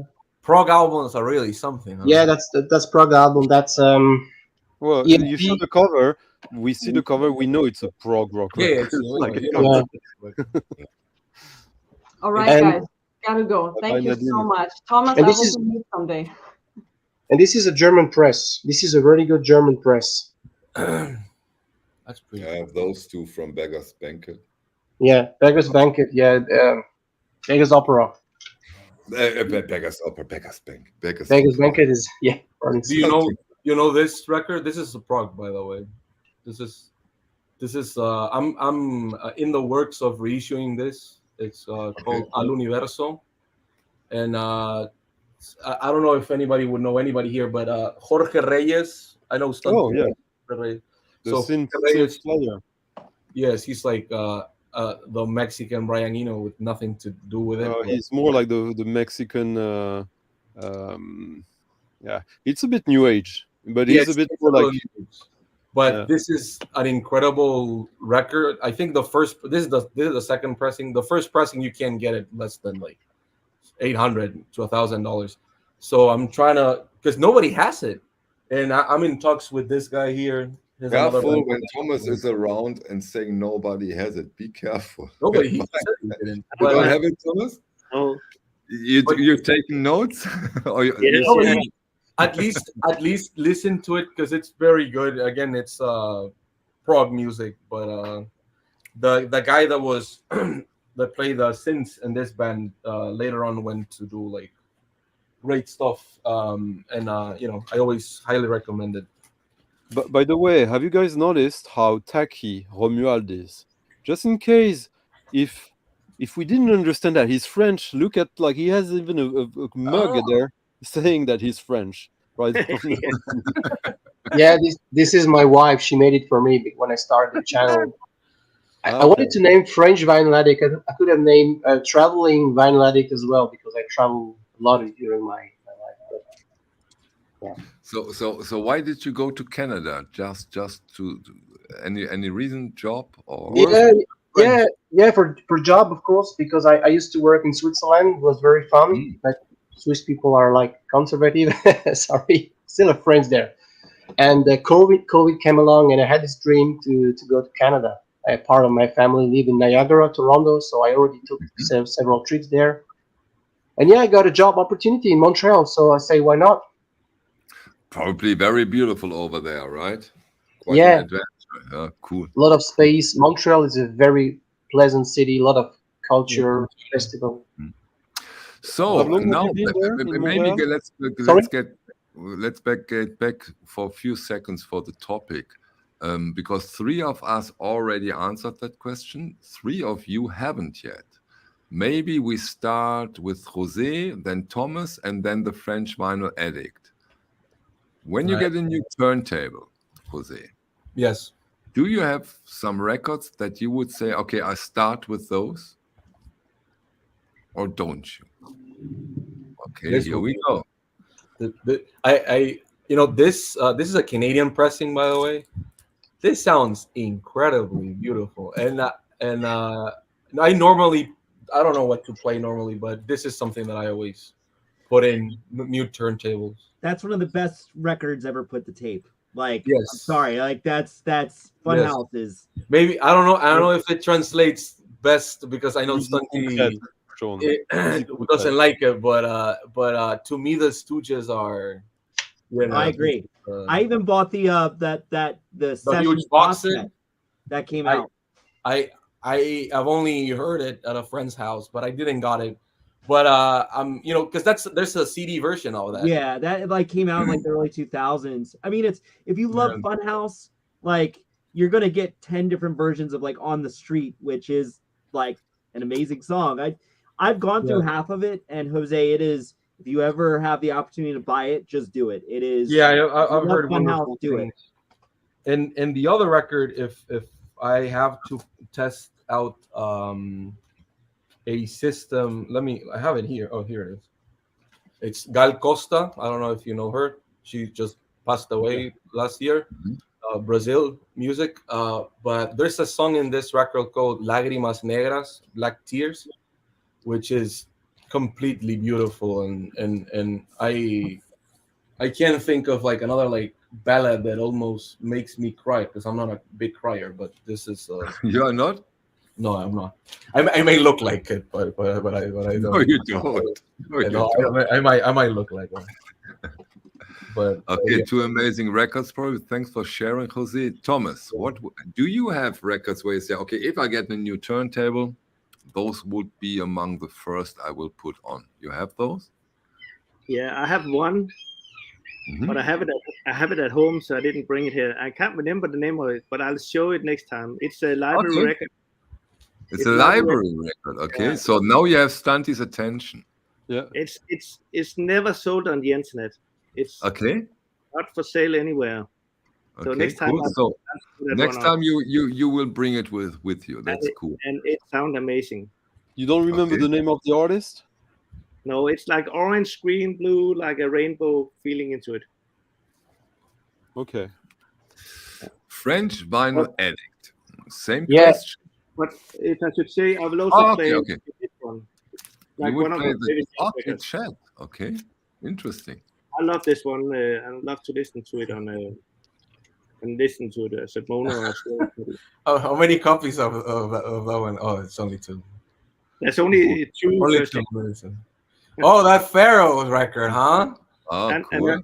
I love to listen to this one because it's like building up from nothing and then ending up being. Yes, it's beautiful. It's I'm looking forward to Reissue. I know it's gonna sound like shit, but I'm pumped.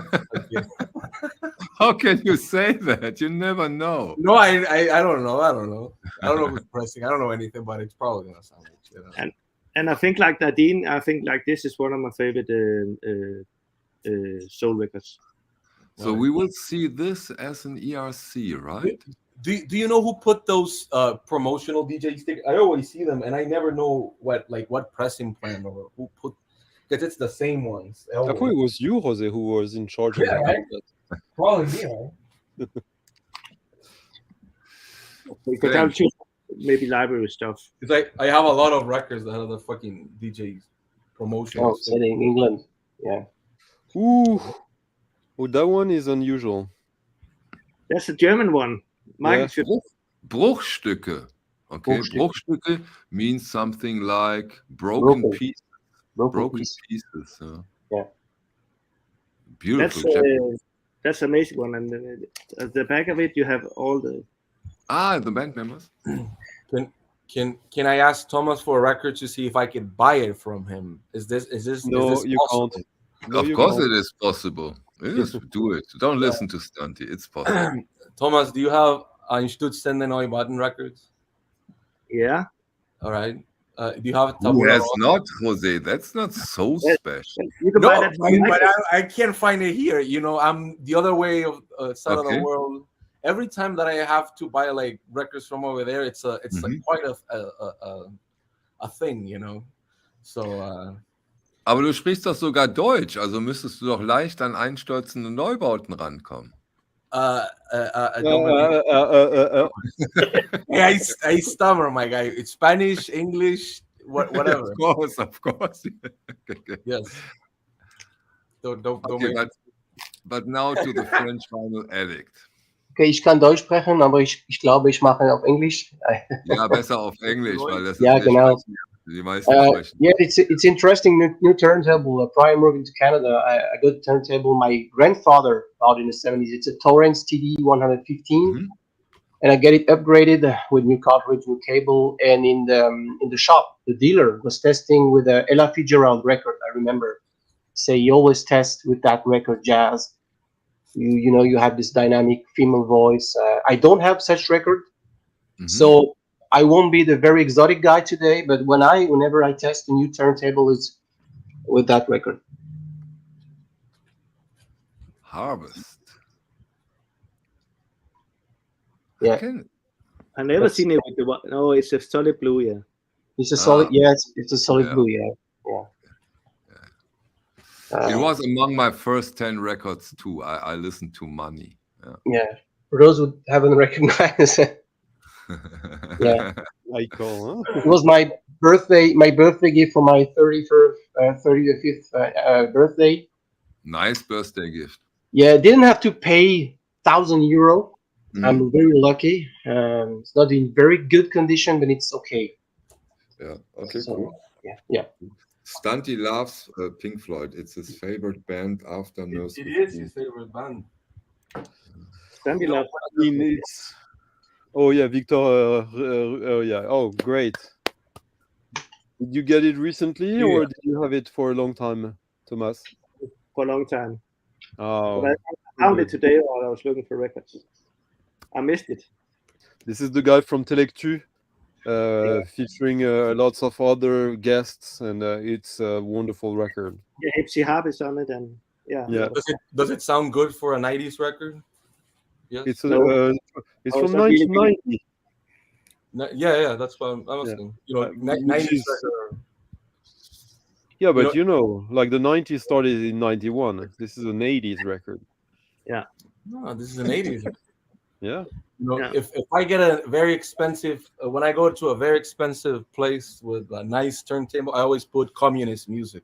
That's the best music. Oh, I love this. Look, this Martirio y Libertad, Nicaragua. This is a pretty communist. Yes. Or Robert Wyatt, right? You could put Robert Wyatt in there. Jose, how difficult or how easy is it to get those records in a good shape? Oh, it's almost impossible. Okay. I'll show you better than communist. Oh. I'll show you communist anti-American. Oh, that's way better to me. Oh, that's it's a French protest singer that translated the text of the Black Panther into French, and she has free jazz musicians doing the music in the background, and it's an insane record. Wow. This is not an expensive record at all. But, not yet. Not no, yet. No, the one that I'm gonna show. Okay. This is not an expensive record to find, but it's kids from Nicaragua during the war crying, and they're telling you to send money for funds of the war. Okay. Which I think is one of the most rare stuff that I have ever heard that's ever been put to vinyl just because they could. It's like, hey, can we get some kids to do crying and asking for money to bring down the imperialistic United States of America? Which is always fun. And then I have this. This is from El Salvador, but it's French pressing. Chants and music from El Salvador. Nice. But it sounds pretty good, and I enjoy knowing that there were a lot of like bands from Central America and South America that were pressed in Europe and in America, because that ensures that there were actually good pressings of it. So yeah, but it's not common to see these type of stuff here, even because it's like even cumbia or stuff like that, tango, they're all played beyond hell. So cumbia is only a genre of a certain country in South America, right? Not every, like República Dominicana, Argentina. It's only Peru or Colombia, I guess, right? Yes. I'm not communist, by the way, but I do collect records from that guy. His name was Audiophile. But can you recommend some Yugoslavian? Ayer y hoy. Bueno, that's a record. Dubravko Detoni, Joe. And Dubravko Detoni, maybe I'll play some of it in my stream tonight, actually. And I have to go. Oh. Yeah, me too. Thanks for joining. Yeah, we are almost at the 2-hour mark. Thomas is... Bye, Stunty. Sean. Nice to meet you, Romuald. Jose. Nice to meet you. Michael, Thomas. See you in Thomas, 4 hours. I'll talk to you this weekend, maybe, if you can. Bye-bye. See you in 4 hours on your stream, Stunty. Yeah, we have thanks. Stunty Bye-bye. tonight. Bye. See you later. Yeah, 10 o'clock my time, European time, PM, Stunty. That's very good. That's very. Where are you located in Germany, Michael? Just for my. I'm here in Düsseldorf. Düsseldorf. Okay. Kraftwerk, Neu. No, genau. Yeah. I like when I show my communist records, because people normally get triggered by them. Jose, when it comes to your music label, yes, you sell most of them in Mexico, or no. It's almost 60% Europe, and then almost 40% in the United States and Canada. It's a very small percent. Who are your main distributors then? I have in Soundom, Norman Records, HHV starts selling my records, so you can get them in Germany. So yes, and then in the United States I have 2 other distributors, and over here I have one called Distro. But yeah, I'm actually glad that I don't sell as much here, because that ensures that the band that I release that are from here, because most bands are not from here, but the bands that I do release that are from here, they have their records distributed around the world, and I think that's at least to me, that's makes me happy that I can help support the artist worldwide instead of just keeping it regional, but I'm always on the lookout for that. I have some good records that I'm working on right now that I'm pretty sure most of them are just gonna be sold in Europe, because even like Merzbow stuff, it's almost always only sold in Europe. Yeah. Thomas, there is a question for you from Christopher Thompson. you just showed a record. I think it had Vidya on the top of that record. Can you show this again, Christopher? The Victor Rua record. This one? Was it this one? No, the Victor Rua record, the Portuguese record. Oh, Vida in Spanish. No, the black one, the other one had like kids on the cover. oh yeah, this one. Yes. Ah, okay, this one. Yeah. Yes, Portuguese. I always thought it was Brazilian, but no, it's from Portugal. Vidia. Portuguese. I don't know Portuguese, but if I read it fast enough, it sounds like Spanish.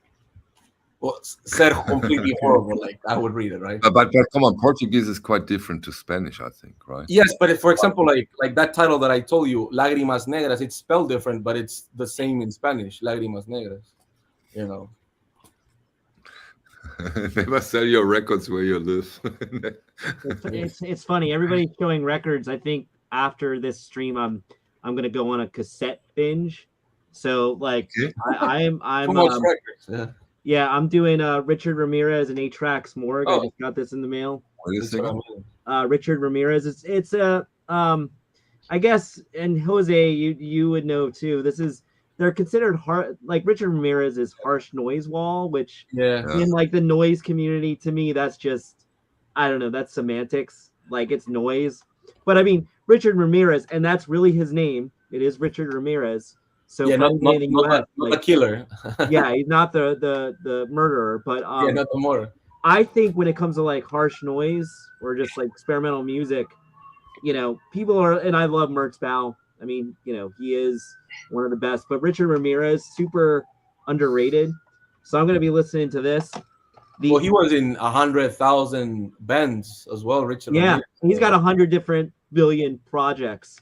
And then I got a cassette copy of Astro Bright, which is shoegaze but super blown out. Like if you're into like White House, this is like White House meets shoegaze.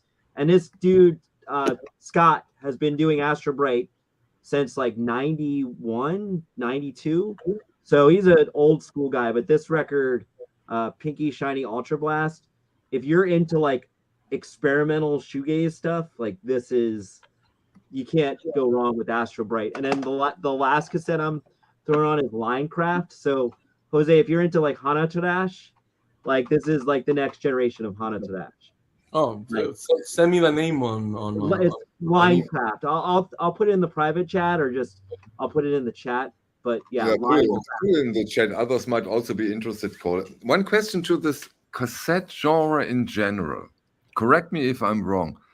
Do they put out those cassette releases sometimes, or in most cases, to see if it has to have the potential to put it out also on vinyl as a test, or why cassettes? So when I was running a record label, Michael, like I was putting out cassettes without any vinyl releases, and sometimes the cassettes that we would release would do way better than some of the vinyl like versions if we did do a vinyl version. Yeah. I think, but it also depends on the genre of music, right? Like if you're super into like punk or hardcore or noise, cassettes to this day are like, to me, that's the format, especially for like noise, like CDs and cassettes. Like it's not like, that's why a lot of the Mertz Bow vinyl that we're seeing, some people that reissue that on vinyl actually have to cut it up differently or sequence it differently, just because it wouldn't fit on, it was never meant to be on vinyl, right? So, this is my label puts out cassettes. That's how it started, releasing cassettes. This is Mertz Bow's Door Open at 8 a.m. and these are Japanese REISSUES printed artwork that we get pressed. So these are like alternative colored cassette. And the cool thing about cassettes, to be honest, it's that they're not as expensive. They're for bands and artists. They're easy to carry. Also, at the end of the day, with cassettes, because all of our cassette releases come with digital downloads. So in the worst case scenario, you're physically buying a digital high-end product because you can download it in the best possible way. So for us, it's like giving something to someone and supporting it 100%, for the price it is, because most people only want to buy digital downloads very cheaply. Yeah. So in this way, you can support the artist, and it's made in such a way that we do like real-time duplication, and we try to sound the best possible way on cassette. But as well, it helps out to fund for it's the thing you were saying later on, to do the vinyl edition, right? Yeah. This is the same thing, but on vinyl. So, and I'm always happy to work with cassettes, because at least for some releases that I'm gonna do next year, most of them have different album covers, some have different tracks. Cassettes are very beautiful to work with, because you can, at least me that I manufacture them, I can make 25, I can make 50, and whatever you like, right? Yeah. And you can reproduce them. So Jose, you duplicate your own cassettes. So then, because I saw in Discogs that you've worked with Sacred Bones. Yes, I manufacture Sacred cassettes Bones for them. So okay, that makes sense then. Yeah, like when I was doing cassettes, this was like 2009, 2010. It was nice because the overhead is so cheap, right? So the other thing is too, is if you're putting out a band that you're not quite sure can move 300 copies of a record or 500 copies of a record, the cassette is a good litmus test to see if that's the case. And there were a couple times where we did a cassette and it sold out immediately. And like Jose said, it's like, okay, then this should do well in vinyl. And normally it does. And again, if you're into like experimental music or like, especially punk or hardcore, cassettes are just a cheap way to support an artist. It's this is a cassette we did for Matador Records. Oh, nice, yeah. This is a car seat headrest. Oh yeah. So is your duplication system like? Are you doing like 4 or 5 cassette? Like, what's the duplication system like? We do 5 cassettes at a time. Yes. Yeah. And they are real-time duplication. So if it's an hour, it takes an hour to make 5 cassettes. Okay, that's actually the better way to do it, right? Yeah. Because the high-speed duplication sounds like shit. Right. And we know it's all screen printed on the cassette, and we number them. This is number 1. I always keep number 1. You keep the number 1, of course you do. Yes. And our number 100, because they're 2 different colors, so we do it.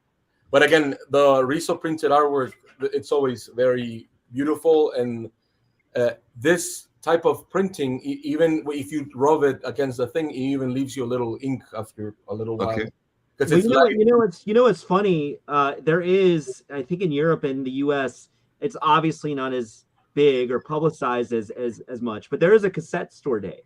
Like there is. Yeah. I didn't know that. Yeah, there is a cassette French store. vinyl addict. Are you into cassettes? I was. Oh, you was. And I had nightmares about that. Yeah, of course I was. I was young. I'm 37 years old, so yeah, I grew up with a cassette. My parents, there's a lot of cassette. I was doing compilation all the time when I was recording from the radio. But I just stopped 2005 or 6 something when I had enough money to buy CDs. And I'm not really in the mood to buy cassette, but I can understand. And it's a nice format if you wanted to, as a gift. It's better than, hey, here's a playlist. Then you can offer a physical support, which is great. Before we get into Thomas' take on cassettes, just a nice anecdote I had with Volker Bohlmeier. And this is now, I think, 8 years ago. And that was still the end of my streaming time. And I said, Volker, you know what? You should do a cassette recorder. Really cool music is out there on cassettes. And he said, Michael, if you want to go home, go. But stop, I won't do a cassette recorder. I won't do an Einstein cassette recorder. But you know why he probably said that was because right now the manufacturer for cassette tape heads is only one manufacturer, Okay, So that's interesting. It doesn't matter if you buy a Tascam, which probably is like the highest end that it's still being manufactured, or the shittiest Amazon thing. It has the same tape head. Okay. So that's pretty depressing. So my suggestion would be to get something from back in the day if you want to get into cassette, just to have something, because again, it's the same tape head, so it doesn't matter what you buy, it's gonna sound Thomas, very... what's your take on audio cassettes? I have a lot, but I'm not really into it. But it's starting to interest me a little bit more because a friend of mine has bought the last factory in Europe, which is in Holland. Okay. And it's not true that it's not good quality. The tape is really, really good quality. Yeah. It's the same as they do for the reel-to-reel tape. It's the exact same tape they make. The difference is just that on a cassette, it runs slower. Yes. So the faster it runs, the better quality. So the cassette is of course not, but there is amazing sound on those tapes. And there were a lot of 4-tracks that did go faster for recording and reproducing for that same reason. But also on cassettes, there are 4 types of cassettes. So most people only know type 1 or type 2, which are the commercial ones. But type 4 cassettes could even sound better. Like if you do like a pure transfer, it could sound better than a CD, because it's metal tape. So I suggest not to rule out cassettes if you can do it. We even did audiophile version, which were like metal cassette tapes, type 4. It's very expensive to get that to reproduce, but it's worth it. Cole, Jose, how is the supply? It's easy to get those. So yeah, it's interesting. Yeah, right now. When I was doing it, and then this was again 2008 to 2012. We used a manufacturer that originally was meant for like Christian and church cassettes, and this was like, I want to say in the South somewhere. But the turnaround time was great because, especially again for punk bands or experimental artists, the turnaround time was so quick that if you're going on tour, we could guarantee cassettes within 2 weeks, and give our artists 200 copies of a cassette that they would have for the merch table. The supply was great, and it still is now. The nice thing that I think is really great about, I don't think anybody would argue, even though there are audiophile cassettes per se, I don't think anybody here would argue that cassettes are a replacement totally for a record or analog pure record or a CD. But I think and Jose, you would probably be able to say this too, there is stuff, and I think even people in the chat have said this, that you just can't get on vinyl, you can't get on CD for that. Like again, I keep referencing punk and hardcore, but all those demos. Yeah, and I remember, Cole, when I got back into vinyl, one of the main sources for buying records at the start have been Boomcat. And also Boomcat puts out a lot of stuff on audio cassettes. Yeah. Them ducks there. Every 2 months you get a new audio cassette. It's a nice little thing that I guess it gets overlooked because some people think it's just whatever. I don't want to buy that because it probably sounds not good, and that's not true. And again, if you buy modern cassettes right now, all of them comes with digital download. So if you're worried about audio quality, you can get the best sounding from like the actual master, digital master. You can get it download most of the times, for buying just a little cassette. So I think that's a bargain sometimes, because for better or worse, unfortunately, outside of kind of what Jose would do, or again, some of these punk or experimental artists, the cassette really is just a piece of merch. I'm sure like Taylor Swift or somebody has like cassette versions of their recordings. My take on it is this: if it's a cheaper way to get, and you're, let's say you don't have a lot of money and you really want to support that artist, to me it's as valid of a format as any other format. You know what I mean? Like, all that I care about as somebody that used to do a label, and even somebody that's just a music listener, is that I have the music. Like, as corny as that sounds, like, I don't necessarily care about the format as long as it doesn't sound like absolute garbage. But I just want I want to listen to the music, you know, and that's, to me, cassettes were a cheap gateway for a lot of stuff that was totally out of print too. Yeah. You know, to answer Mario's comment, my suggestion would be to get some. They're not as expensive as you would think. Vintage cassette decks. My suggestion would be try to get something local. There is good Tascam equipment that you can get for less than $200-$300, and but don't buy anything that's being manufactured right now, because it doesn't matter how much you spend, it's going to be the same tape head, and it's not worth it. Just paying for basically just the front, that it looks better. But yes, I think cassettes can be a good format. Again, yeah, it's great for bands and artists to support them. It's literally like a meal. You buy a cassette, it's like literally you buying a meal to the band.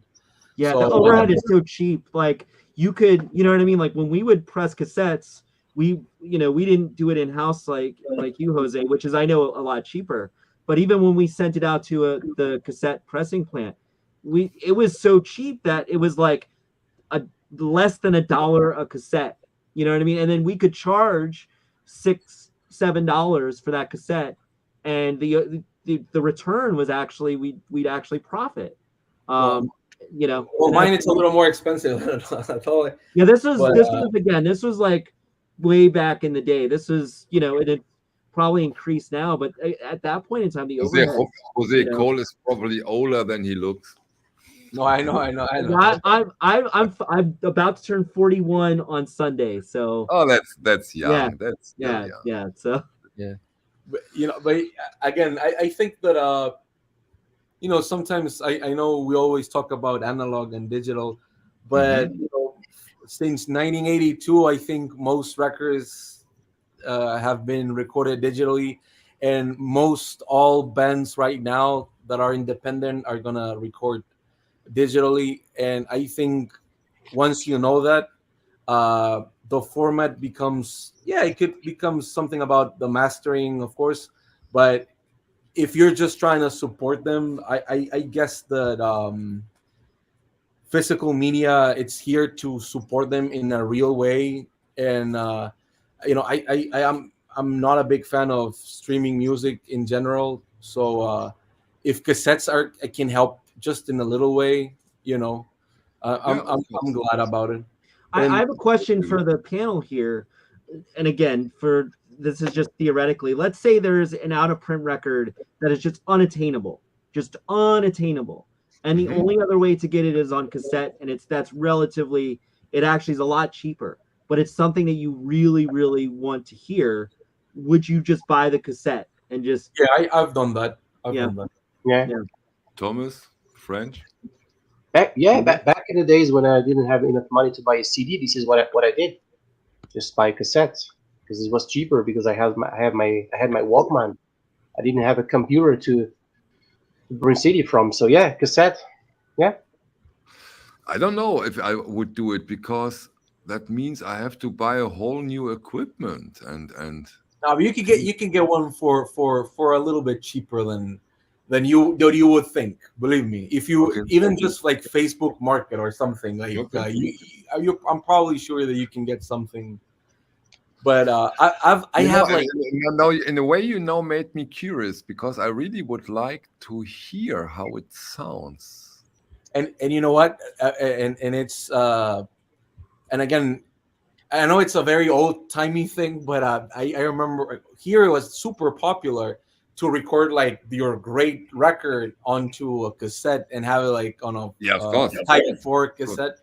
So I found all those mixtapes, Jose. Remember, maybe you're too young for mixtapes, but we did those mixtapes like crazy.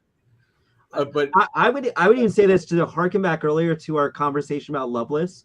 I have Loveless on cassette, And I'm telling now, it probably just has to do with the way that it was dubbed. But it feels faster. Like it's an interesting take on the record after you've listened to it on CD and vinyl, especially with that record. And it's just, I find it fascinating. You know what I mean? So especially if there's a record that you love, to have different versions of that record and to kind of compare and contrast. And I'm not even talking about, original pressings. I'm just talking about the format itself.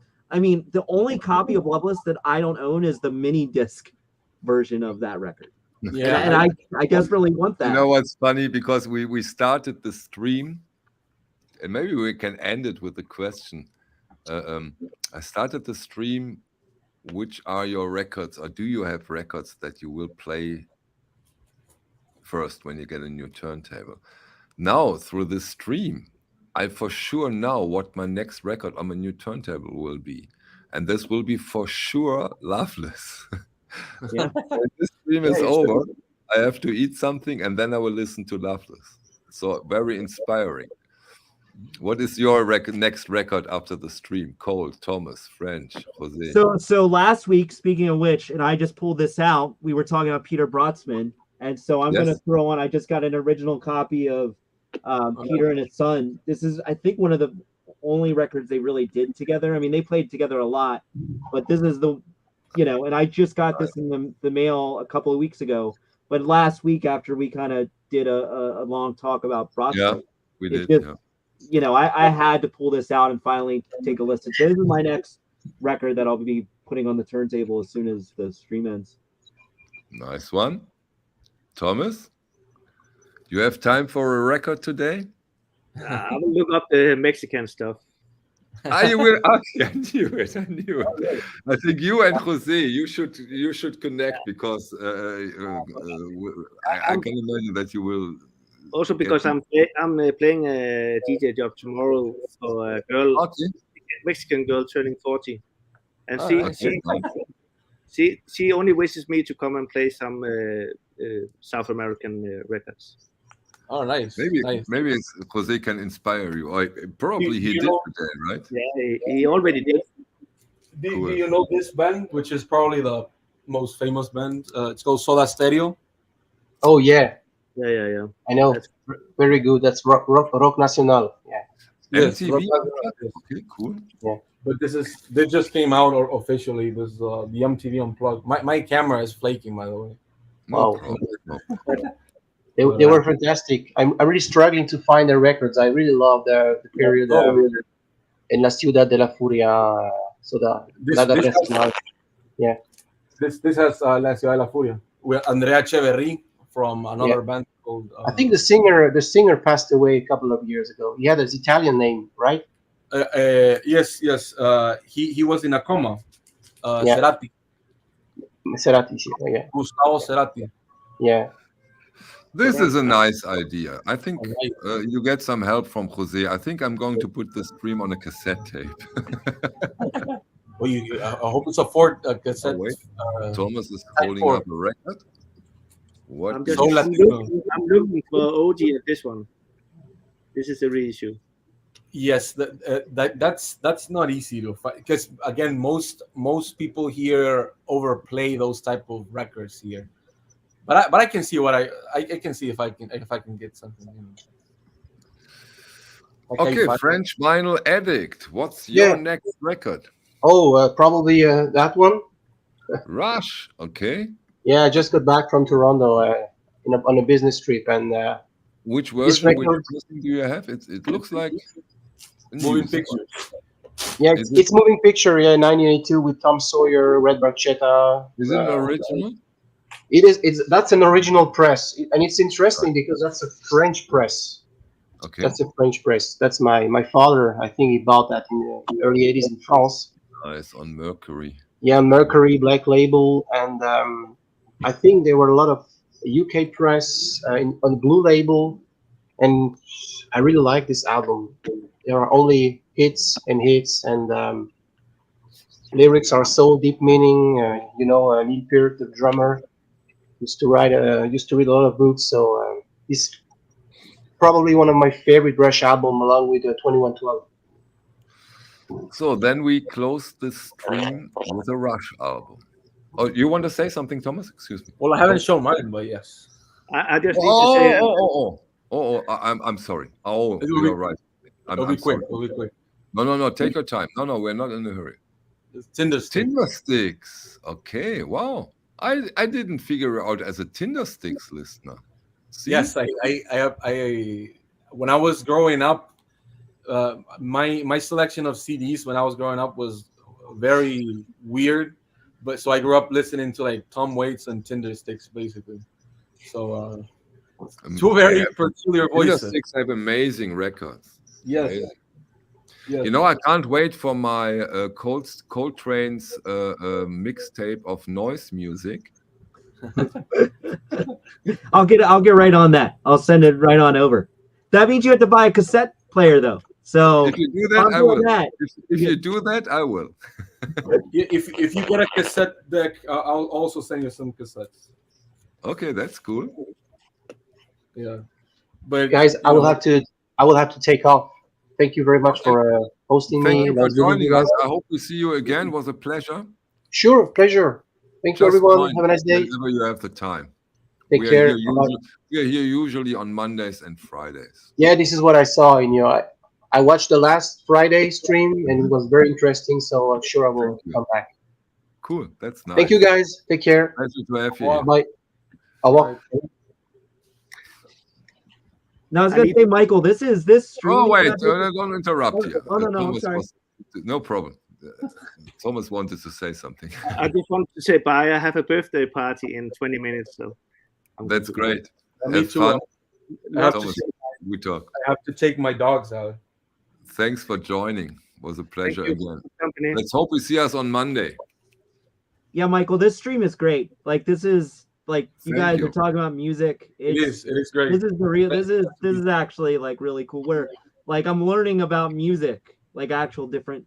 Yeah, but come on, you contribute a lot so that we can learn music from you too. Jose did amazing today, and that's the whole idea about. Let's discuss some music, and see where it takes us. I love that. That's the whole. Oh, come again. Oh no! I'll make you big. Okay, this is. Hey there. Who is it? It's called Astro. He looks a little bit like Bambi. Yes, and I have another Chihuahua here, but. Oh, that's amazing! I didn't know that you have. Yeah. Well, thanks for having me, and I really enjoyed it. You know what? We're closing it down. We're closing the stream down. We're almost at 2.5 hours. Thank you all so much for taking part of it. It was amazing. See you on Sunday. If nothing unusual happens. Thanks all. Bye. See you, Michael. Take care, everybody. Have a good one. Have a safe weekend. You too. Bye.